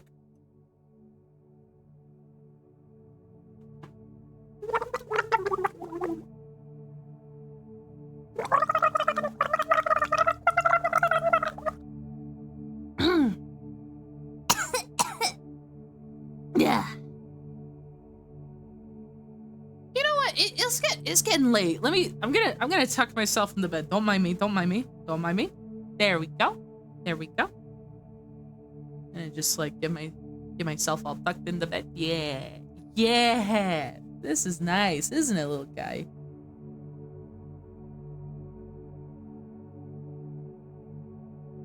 There we go. All right, are we ready to continue the story, little guy? Do you think we're ready? Okay. I'm gonna just adjust the little blanket. Just gonna scoot it nice and easy. There we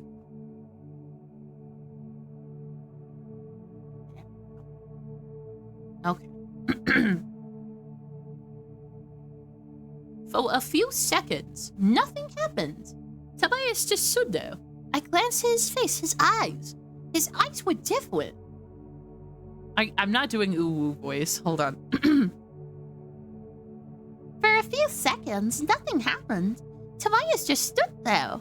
I glanced at his face, his eyes. His eyes were different. The pupils weren't completely round anymore. I swear, there were reflective greenish light to them. and his mouth was protruding a little, puffing out. He was shrinking, growing smaller right before my eyes. The neck of his shirt was loose. His pants started scrunching at his ankles. He was shriveling, and at the same time, fur began to grow on the hands and neck of his face. He was gray, striped with black, just like dudes. I had this absurd desire to start giggling. Tobias was becoming a tabby cat. But I knew if I started giggling, he'd just keep on, never able to stop. Tobias was more cat than human now, to the point his ears rose up atop his head. The whiskers stuck straight out from beneath his delicate pink nose. He had dropped to all fours. You sound like a little kid. When I can read this! The class is so they did it. I'm 100% here for it. Yeah, I'm reading to the class now. I am going to be reading this for my oral report.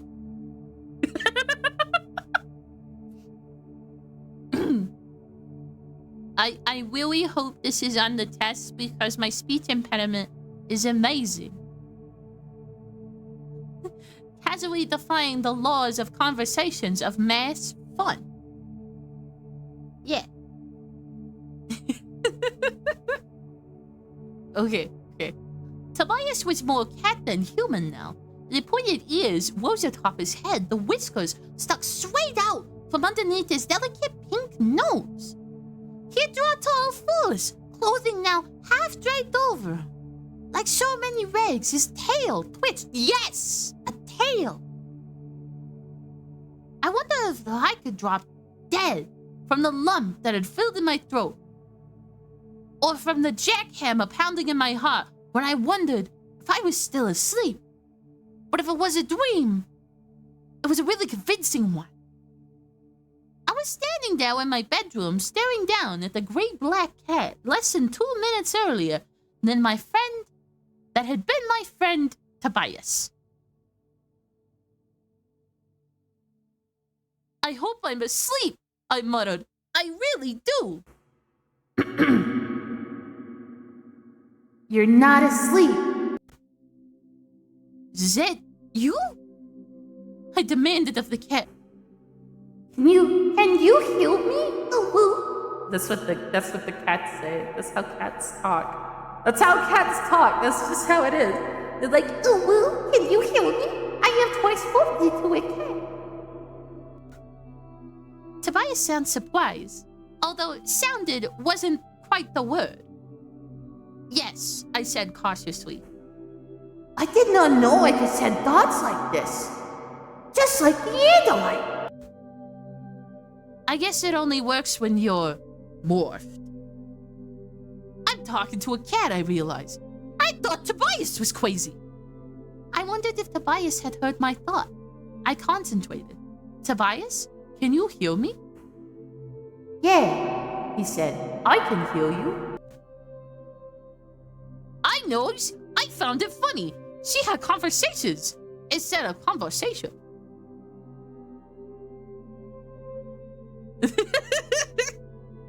The excess mass has to go somewhere. That's true. That's very true. True. True. It's very true. Okay. Did you hear my thoughts before that? I asked. No, I don't think it works that way. You have to think at me for me to hear. Hey, what's this? Suddenly, Tobias leaped through the air. He pounced precisely on an autographed baseball card. Wait, no, it's an autographed baseball that was lying on the corner. Maybe a 4-step jump. That's so excellent. Hey, pull a string for me to chase. Pull a string? Why? Because it's so fun, Ulu! I dug into my desk drawer and found a length of string left over from a birthday gift. I'm not exactly big on keeping my room clean. The string was from a birthday 2 years ago. How's this? I drew the string closely across the floor, a foot or more against Tobias's nose. He settled back on his haunches and began wiggling his hindquarters. He pounced. He landed on the string, grabbed it in his sharp teeth, rolled over, and began ripping the string like it was the only thing on earth that mattered. I tried pulling the string away, but he pounced on it. Yeah! I got it! Tobias, what are you doing? Hold it faster! I see it! I got it! I got the string, Uwu! Tobias, what are you doing? I shouted. You're playing with the string! Suddenly, he stopped. His tail twitched. He looked up at me with one of those cold cat eyes. But I'm sure I saw a look of confusion there. I don't know. It's like I'm me, but also dude. I want to chase strings. Oh man, if there was a real live mouse around, I would really love to track, to follow, so quiet, to listen to its heartbeat, to hear its scratchy little feet. I'd wait just till the right moment. And in a perfect bounce through the air, cross stretched out. He extended his claws to demonstrate. He has the mind of a cat. Yeah. He polymorphed. Tobias, I think we're learning something here, I said. Amazing. How quickly I was becoming used to the idea of talking to a cat. What? What are we learning? I think you aren't just Tobias. You really are a cat. I mean, you have all the same instincts. You want to do the things a cat wants to do. Yeah, I can feel it. It's like I'm two different animals melding into one. I can think like a person and like a cat. You'd better change back, I said. He nodded, and his cat head up and down. Very weird to see, I can tell you. A cat nodding yes in a thoughtful, normal way. A druid can use a wild shape to turn into animals for a number of hours equal to half their level. So rounded down, a 4th level druid could be a cat for 2 hours. Yeah. Technically, in this story, if you transform into an animal for more than 2 hours, bad things happen. I am not going to explain what happens if you transform for more than 2 hours, because that will be revealed at the end of the story. And I do not want to spoil for you, because it gets very graphic. Very messed up.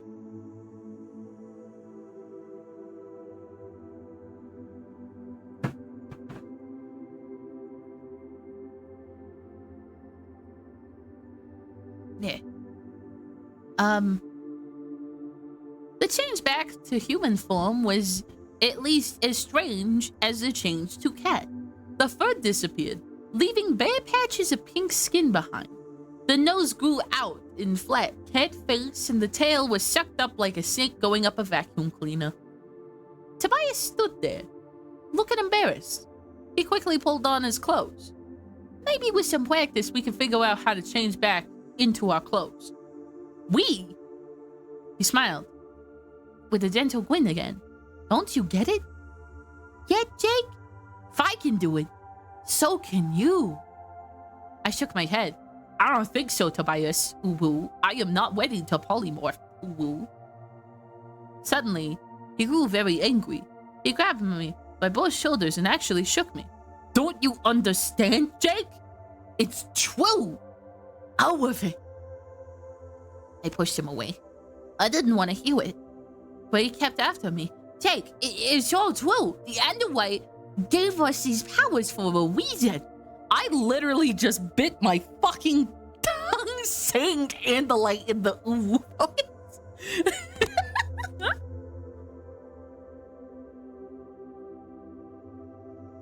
I will. But we'll need you, Jake. You, most of all. Why me? He hesitated. Geez, Jake, don't you understand? I know what I can do and what I can't do. I can't make plans and tell people what to do. I'm not the leader. You are. I laughed rudely. I'm not the leader of anything. Ha! Ha ha! You good? Yeah, I'm good. I'm very good. I'm very comfy right now. He just looked at me with those deep, troubled eyes. Eyes I can now see are only in my memory. Yes, Jake, you are the leader. You are the ones who can bring us all together and help us defeat controllers. We have the ability to be much more than what we are. To have the stealth of a cat and the eyes of eagles and the sense and smell of a dog. And the speed of a horse or a cheetah.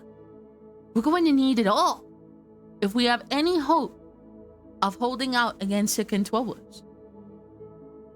I wanted it not to be true. I wanted none of it to be true. But I knew that it was. I nodded slowly. It felt like I was agreeing to something awful. Like I was volunteering for a trip to the dentist. Or something much worse. It felt like 1 trillion pounds of weight had landed on my shoulders. I knew what I had to do next. Well, I said grimly, I guess I better go find Homer. Homer, that's my dog. It isn't painful. I'm gonna cut the ooh voice. We're talking about morphing into a dog. Hold on.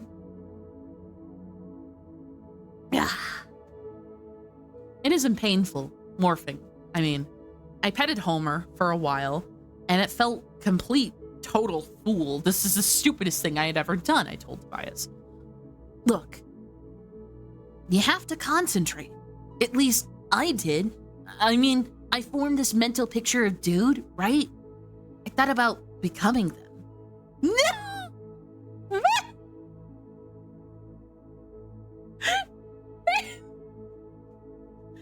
Okay.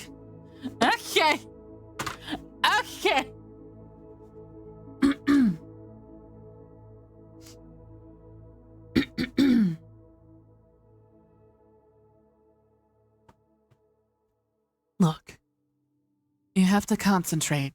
At least I did. I mean, I formed this mental picture of dude, right? I thought about becoming him. I see. So I have to, meditate on becoming a dog? That's right. You have to think about it. You have to want it. Normally, I would have figured that he was nuts, but I had just seen him turn into a cat.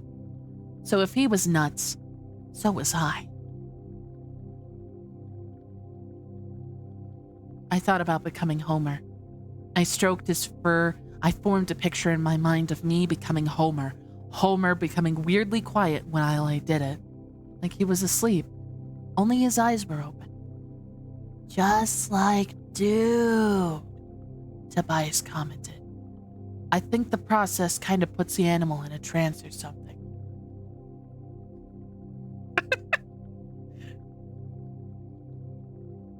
I gotta move my iPad so I can go me and hang out here. That's fair. That's fair. Understandable.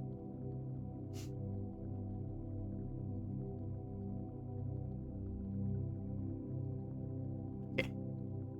He's just scared because he thinks his master is going Looney Tune. I continued, stroking Homer's fur and concentrating. And Homer continued to lie very still. Okay. Now what? I asked Tobias. Now we better put Homer outside. He might get slightly freaked out by watching you turn into him. It took Homer about 10 seconds to come out of his trance, but then he jumped up, normal, hyperactive Homer again, and I put him outside in the yard. Tobias was sitting patiently when I got back, just waiting. Give it a try, he urged me. Think about it. Want it. I took a deep breath. I closed my eyes, and I recalled the picture of Homer I had formed in my mind. I thought about becoming Homer. I opened my eyes. Bow wow, I said, laughing. I guess it didn't work for me. The back of my hand itched and I scratched it. Jake? Tobias said. What? Look at your hand. I looked at my hand and it was covered with orange fur. I jumped about a foot straight in the air. Ah! I stared at my hand. The fur had stopped growing. Don't be scared, Tobias advised. Go with it. Now you've stopped the morph. You have to concentrate. My hand! Fur! Yeah, and your ears, Tobias said. I ran to the mirror over my dresser. My ears had moved. They had slid up to the side of my head and were definitely larger than they should be. Go on. It's so cool. Tobias said, cool. It's creepy. It's weird. I mean, look at my hand. I have fur. You have to do this, Tobias said. I don't have to do anything, I said sullenly. Tobias nodded. Okay, you're right. You don't have to do this.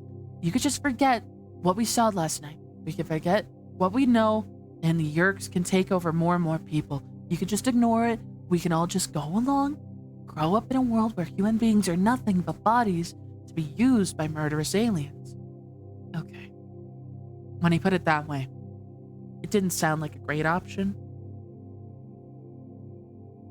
Come on, Tobias urged.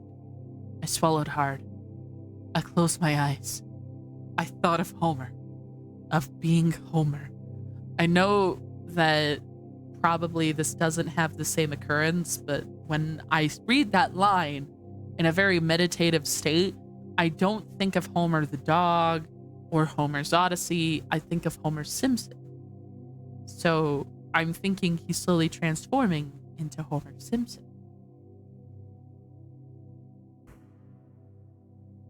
I thought of Homer, of being Homer. Donuts. I felt the itch mess again, and when I opened my eyes, there was fur growing on my arms, and the fur growing out of my face, and fur curling up from under my collar. My legs itched, and I realized they were growing fur too. My bones, well, they didn't exactly hurt, but they did feel very strange. I think it would be kind of a mix of the two. Maybe in a sense, it's a lot very close to how someone has like a shock when something physical happens. There's some people that have actually felt their bones dislocate in a way that can be painful, can be not painful. It's very, very weird. Yeah. I felt the itchness again. Okay, wait. I think I've already read that part. Well, they didn't exactly hurt, but they did feel very strange, you know?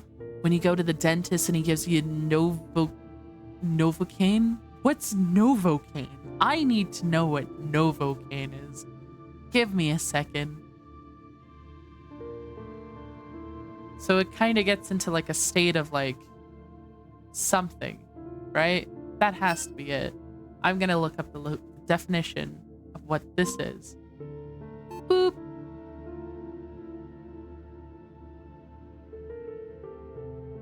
It's a drug that causes a part of your body to feel no pain that is used especially by dentists.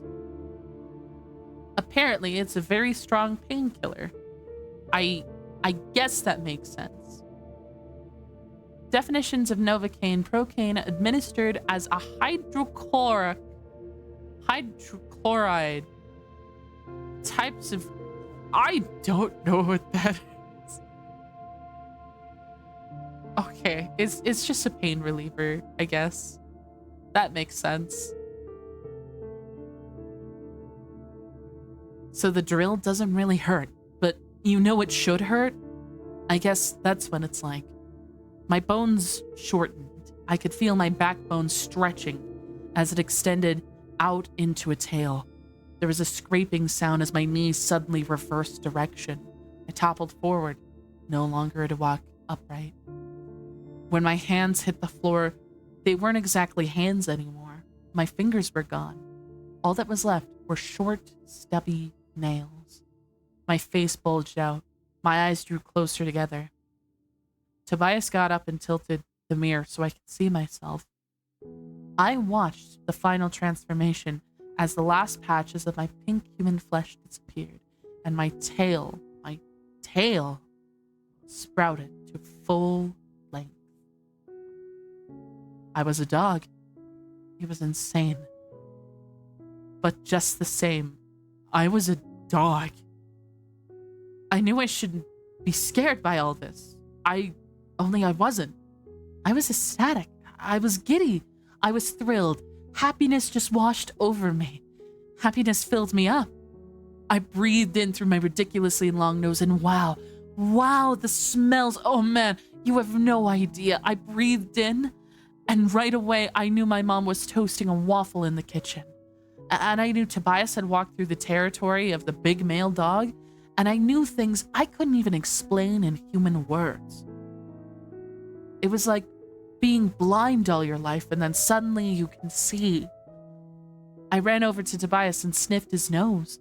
I wanted a better idea of who that big male dog was. From the scent of his urine picked up by Tobias' shoe, I got some sort of picture of him. See, Homer knew him. His owners called him Streak. He was neutered like me. I spent most of his time in his yard. But he broke out sometime by digging under his fence. I got a mix of canned and dried food. Purina, no table scraps. Unlike me. All this information made me happy all over again.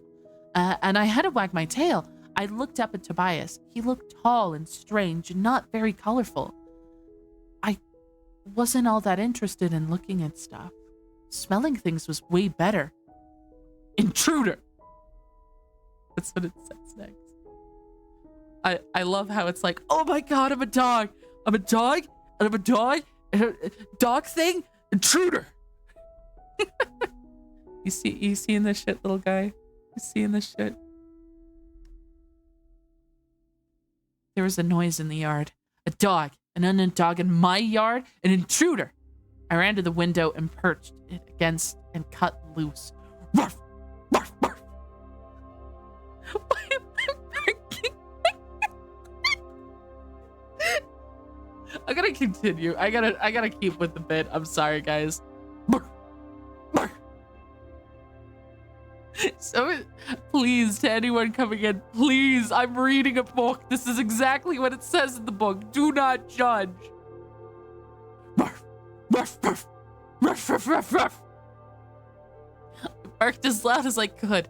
No way some unknown dog was going to walk through my yard. Jake, get a grip, Tobias said.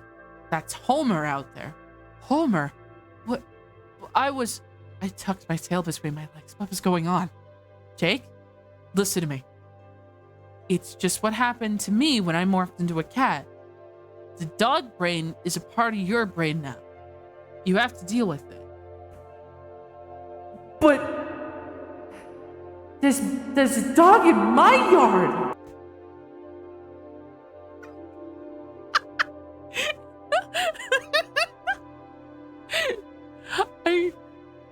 Yeah. There's a dog in my yard. What's it doing in my yard?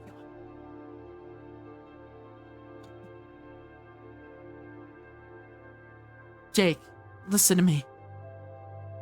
That's Homer, Jake. You are Jake. You're just in a body copied from Homer's DNA. That's the real Homer out there. You put him out there. Focus, Jake. You are Jake. Jake. I took several deep breaths. Smells, oh boy. There was just one smell I couldn't quite focus, Jake. I ordered myself to focus. Slowly, I calmed the dog part of my mind. I let go of the smells. I let go of the sound of a dog out in our yard. It wasn't easy. That was the first time. being a dog is so completely amazing for one thing. There's nothing halfway about it. You've never sort of happy. You're happy. You're never sort of bummed. You're totally, completely bummed. And oh boy, when you're hungry in dog form, you were nuts on the subject of food. There was a knock on my bedroom door. Yes, my bedroom door. I knew who I was again. I was Jake. Jake with 4 legs, a tail, and a snout, but with Jake. The knocking seemed incredibly loud to my dog ears. Jake? You got Homer in there with you? My brother Tom's voice. Mom's on the phone. Stop him yapping. I opened the door and stepped in. He turned around confused. Who are you? He demanded of Tobias. I'm Tobias, a friend of Jake's. Well, where is he? Oh, he's around, Tobias said. Tom looked down at me. There was a strange smell about him. My dog brain couldn't quite identify it, but it was unsettling, a dangerous smell. And somehow in my own mind, I heard an echo of a laugh. A very human laugh I had heard the night before as Visor 3 swallowed the Andalite whole. Bad dog, Tom said to me. You keep quiet. Bad dog. And then he left. I was devastated. I wasn't a bad dog, not really. I was just barking because some other dog was in my yard. Bad dog? I was a bad dog? No, I wanted to be a good dog. I crept into the corner, utterly miserable. Tobias knelt down and patted my head. When he scratched me behind my ears, it felt a little better. What the hell is this book? What is this book, little guy? What is this, little guy? Is this a good book? It's the greatest book of all time. I am completely traumatized. Yes, that makes completely sense. Can you describe what just happened in the book, little guy? Well, you see, the guy who didn't want to morph into an animal, he started morphing to his dog, and then he found out that his brother sounds like one of the guys that was with the Visor, so he thinks he's been possessed by the yams. Little guy is a liar. This book is dumb. This is the greatest book of all time, you fuck. Hey, you be nice to Cookie. It's the greatest book of all time, Cookie. Deal with it. Hide in those sheets, you coward. Cookie's gonna get you if you keep that shit up. Fight me. Don't call me a fuck. You say you're sorry to Cookie. Sorry, Cookie. But I'll stand with what I said. Animorphs is the best board story ever. You hide in there now. You go into the sheets, mister. You gotta hide before the Cookie gets you. Throw hands. Throw so many hands. I'll die. But I'll die knowing I was right.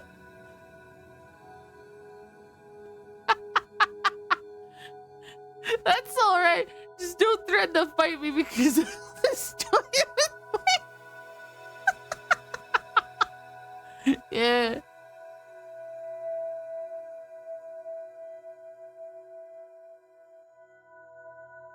Alright. Just, I think we'll read just a little bit more, and then I'm gonna find a good point where we'll just, I will literally ruin your non-existent career. Little guy, are you scared? I'm very scared, but I will fight. I will fight to prove that this Animorphs series is not bad. It's not bad. I very much enjoy Animorphs. Yeah, little guy's a little special. It's okay. Yeah, I'm a little special guy. I always sleep with this bed. I listen to good stories.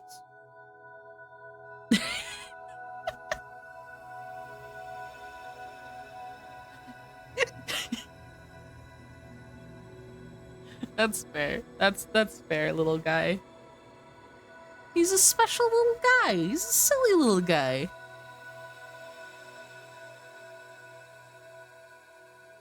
Only a Twitter hater when I need to be. Okay. Let's continue reading, okay? I called all the others on the phone after I got done morphing back into my normal body. Tobias took off on his own, saying he'd hook up with us later at Cassie's farm. I was on the kitchen phone with Cassie when Tom came in. Oh, there you are, he said. I covered the mouthpiece. Yeah, Tobias said you were looking for me before? Just wanted to shut your dog up, Tom said. He turned a chair around backward and straddled it. I hesitated. For some reason, I didn't want to talk to Cassie with Tom listening in. I'll just see you in a couple of hours, okay? I told Cassie. I hung up. I looked over at Tom. He's bigger than me. Even though I'm not exactly small, his hair is darker, almost black, while mine is brown. I'd always trusted him. It wasn't like a lot of guys who pound on their younger brother. We were always kind of close, at least until last year or so. Somehow, we just weren't spending as much time together. Partly it was because he was involved in this club called The Sharing. They did all this stuff together, so he was kind of busy all the time. The thing is, Tom should have been the very first person I told about this stuff that had happened. But as I was sitting there watching him munch toast, I had this feeling that no, this has to be secret, even from Tom. Instead, I told him the other thing I was afraid to tell him. I didn't make the team, I said. What team? Yes, he looked puzzled. What team? The basketball team, your old team. Oh, too bad, he said. Too bad? I repeated. I could not believe how little he seemed to care. It's just sports, he said. He munched another big bite of toast. Just sports? I couldn't help from repeating what he said. Tom, saying sports were no big deal. No way. He lived for sports. Yeah, I guess I just don't have your total skill, he shrugged. Well, I quit the team anyway, a couple of days ago. I practically fell off my chair. You quit? You quit the team? And you didn't even talk to me about it? What's the deal? I didn't say anything because I knew you and Dad would make a big thing of it. Look, there are more important things than throwing balls through hoops, he said. He had this mysterious look in his eyes. I figured he meant girls were the more important thing. Besides, he added, we do much cooler stuff at the Sharing. Maybe you could join up. I was stunned. Obviously, Tom and I were further apart than I had realized. When we were done talking, I headed outside to mow the lawn.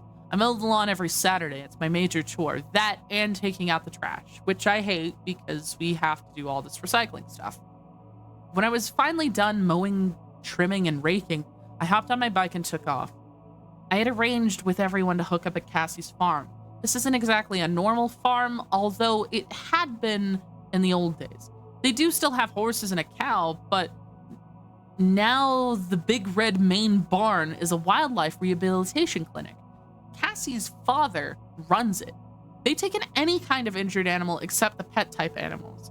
There are always lots of birds, along with squirrels, a deer, skunks, and so on. Sometimes they get a bobcat or a fox or a wolf.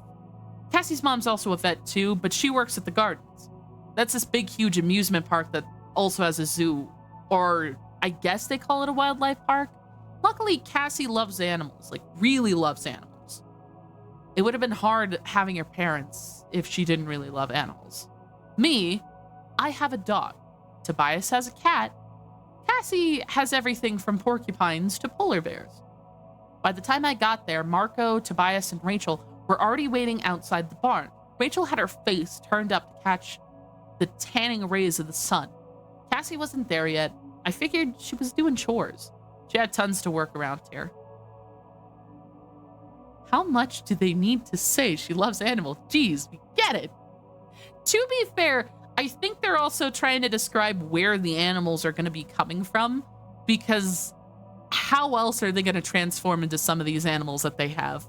Like, it gets pretty wild. It gets pretty wild.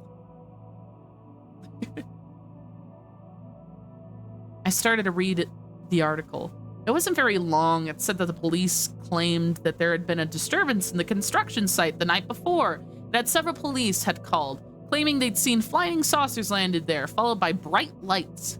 Cool, I said, looking up. So the cops know about it now. That's a relief. Keep reading, Rachel said. The article went on to say that the police had arrived on the scene and found a group of teenagers playing with fireworks. The teenagers had run away. Fireworks were discovered at the scene. The police spokesman had laughed at the reports of flying saucers. It was just a bunch of kids playing where they shouldn't have been, he said. There were definitely no flying saucers. People shouldn't be so quick to believe what nonsense. But that's a total lie, I said. Ding, ding, ding. Correct answer, Johnny. Tell your contestant what he's won. I'm going to reread that as Marco because I did not read that as Marco. I just read that as how I would respond to that.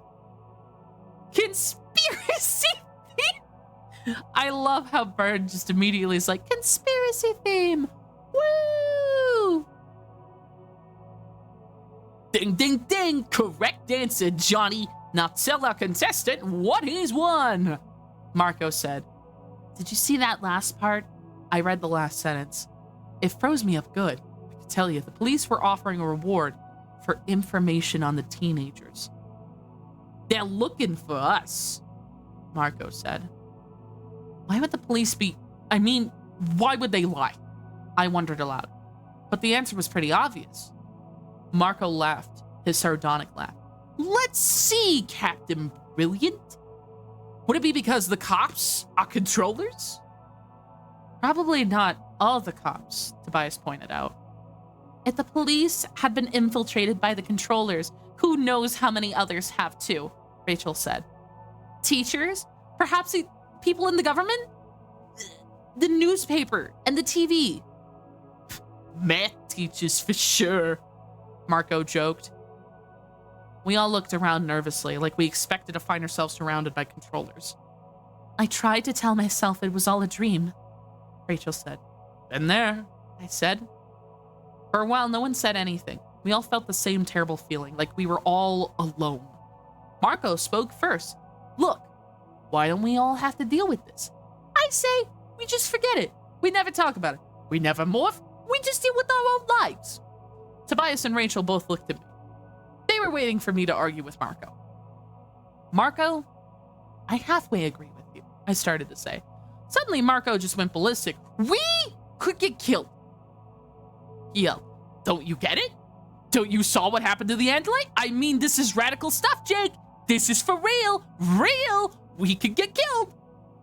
Tobias was looking at Marco with a sideways look. Like, he thought maybe Marco was some kind of coward. I knew better. Marco had his reasons. Marco shook his head in a quiet voice and he said, look, I think these controllers are jerks. But if something happened to me, my dad, he wouldn't be able to handle it. 2 years ago, Marco's mom died. I can't. Like, Jesus Christ. Okay. Man, Marco is more resistant to becoming a Power Ranger than Tyon and Lance and Xenoblade. That's fair. That's fair. 2 years ago, Marco's mom died. She drowned. They never even found her body. Oh no. Marco's dad lost it big time. He totally fell apart. He quit his job. He was an industrial engineer because he couldn't handle being around other people. Now he's working as a night janitor, making it barely enough to support Marco. He spent his days sleeping or watching TV with the sound off. You can think all you want. You can think I'm a weasel if you want. I don't care. But if I get killed or something, my dad will flat out die. He's only hanging out there because of me. I wonder if I should go pat him on the back or something, but if I had, Marco being Marco, he would just have said something sarcastic. There's Cassie, Rachel said, shielding her eyes away from looking off across the open field. A horse, galloping in the green. Its black mane was flying in the warm breeze. I didn't see any rider. The horse slowed, trotting closer. And suddenly, I had a strange feeling about the horse. Hey guys, using context clues, do you think that Cassie turned into the horse? $20 that the mom whose body was never found is going to come back as a bad guy for a dramatic reveal. You know what, Bird? I'm gonna remember that if that actually happens. They're just using it to hurt everyone's feelings. They're just like, yeah, the mom died. She drowned, but we don't know where the body is. Bird's like, no, they're gonna hurt everyone's feelings by saying that. Bro pulled Adora talking about, can you figure out what that is? Yeah.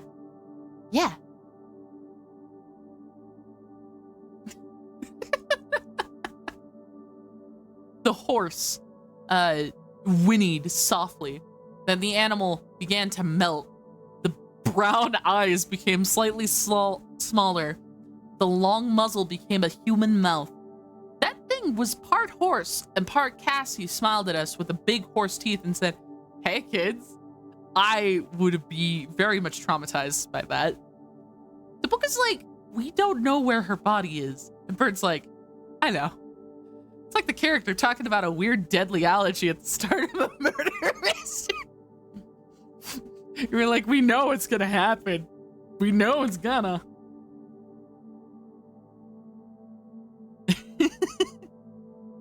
Okay. Marco suddenly sat down very hard. He had never seen a morphing.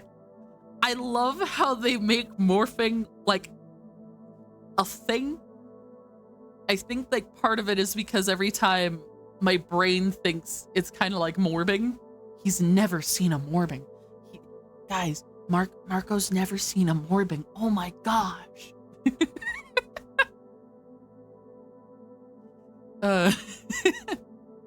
I decided I'd better be a gentleman and look away. After all, when Tobias and I had morphed, we kind of morphed right out of our clothes.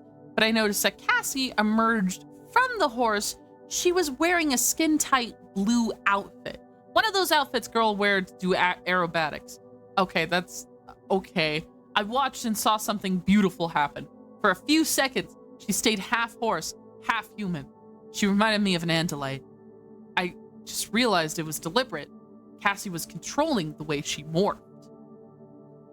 Jeez, Rachel, I said. You're right, Cassie's good. Suddenly, we heard the sound of tires on gravel. We all spun around, down on the gravel. In dirt, on the road, came a single black and white car. The cops! Tobias cried. That's where we're gonna leave the end of this beautiful chapter, ladies and gentlemen. We know what you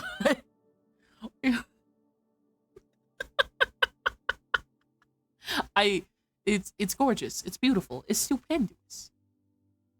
Yeah. That's just how it be, guys. That's just how it really be. All right. Well, at this current point in time, I think now would be a good time for me to retire and go to bed and have a wonderful...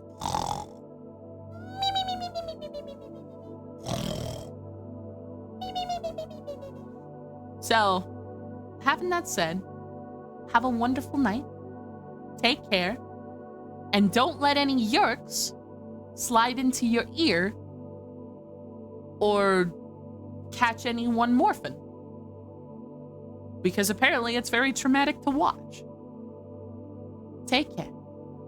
Good night. And I'll see you later. Goodbye.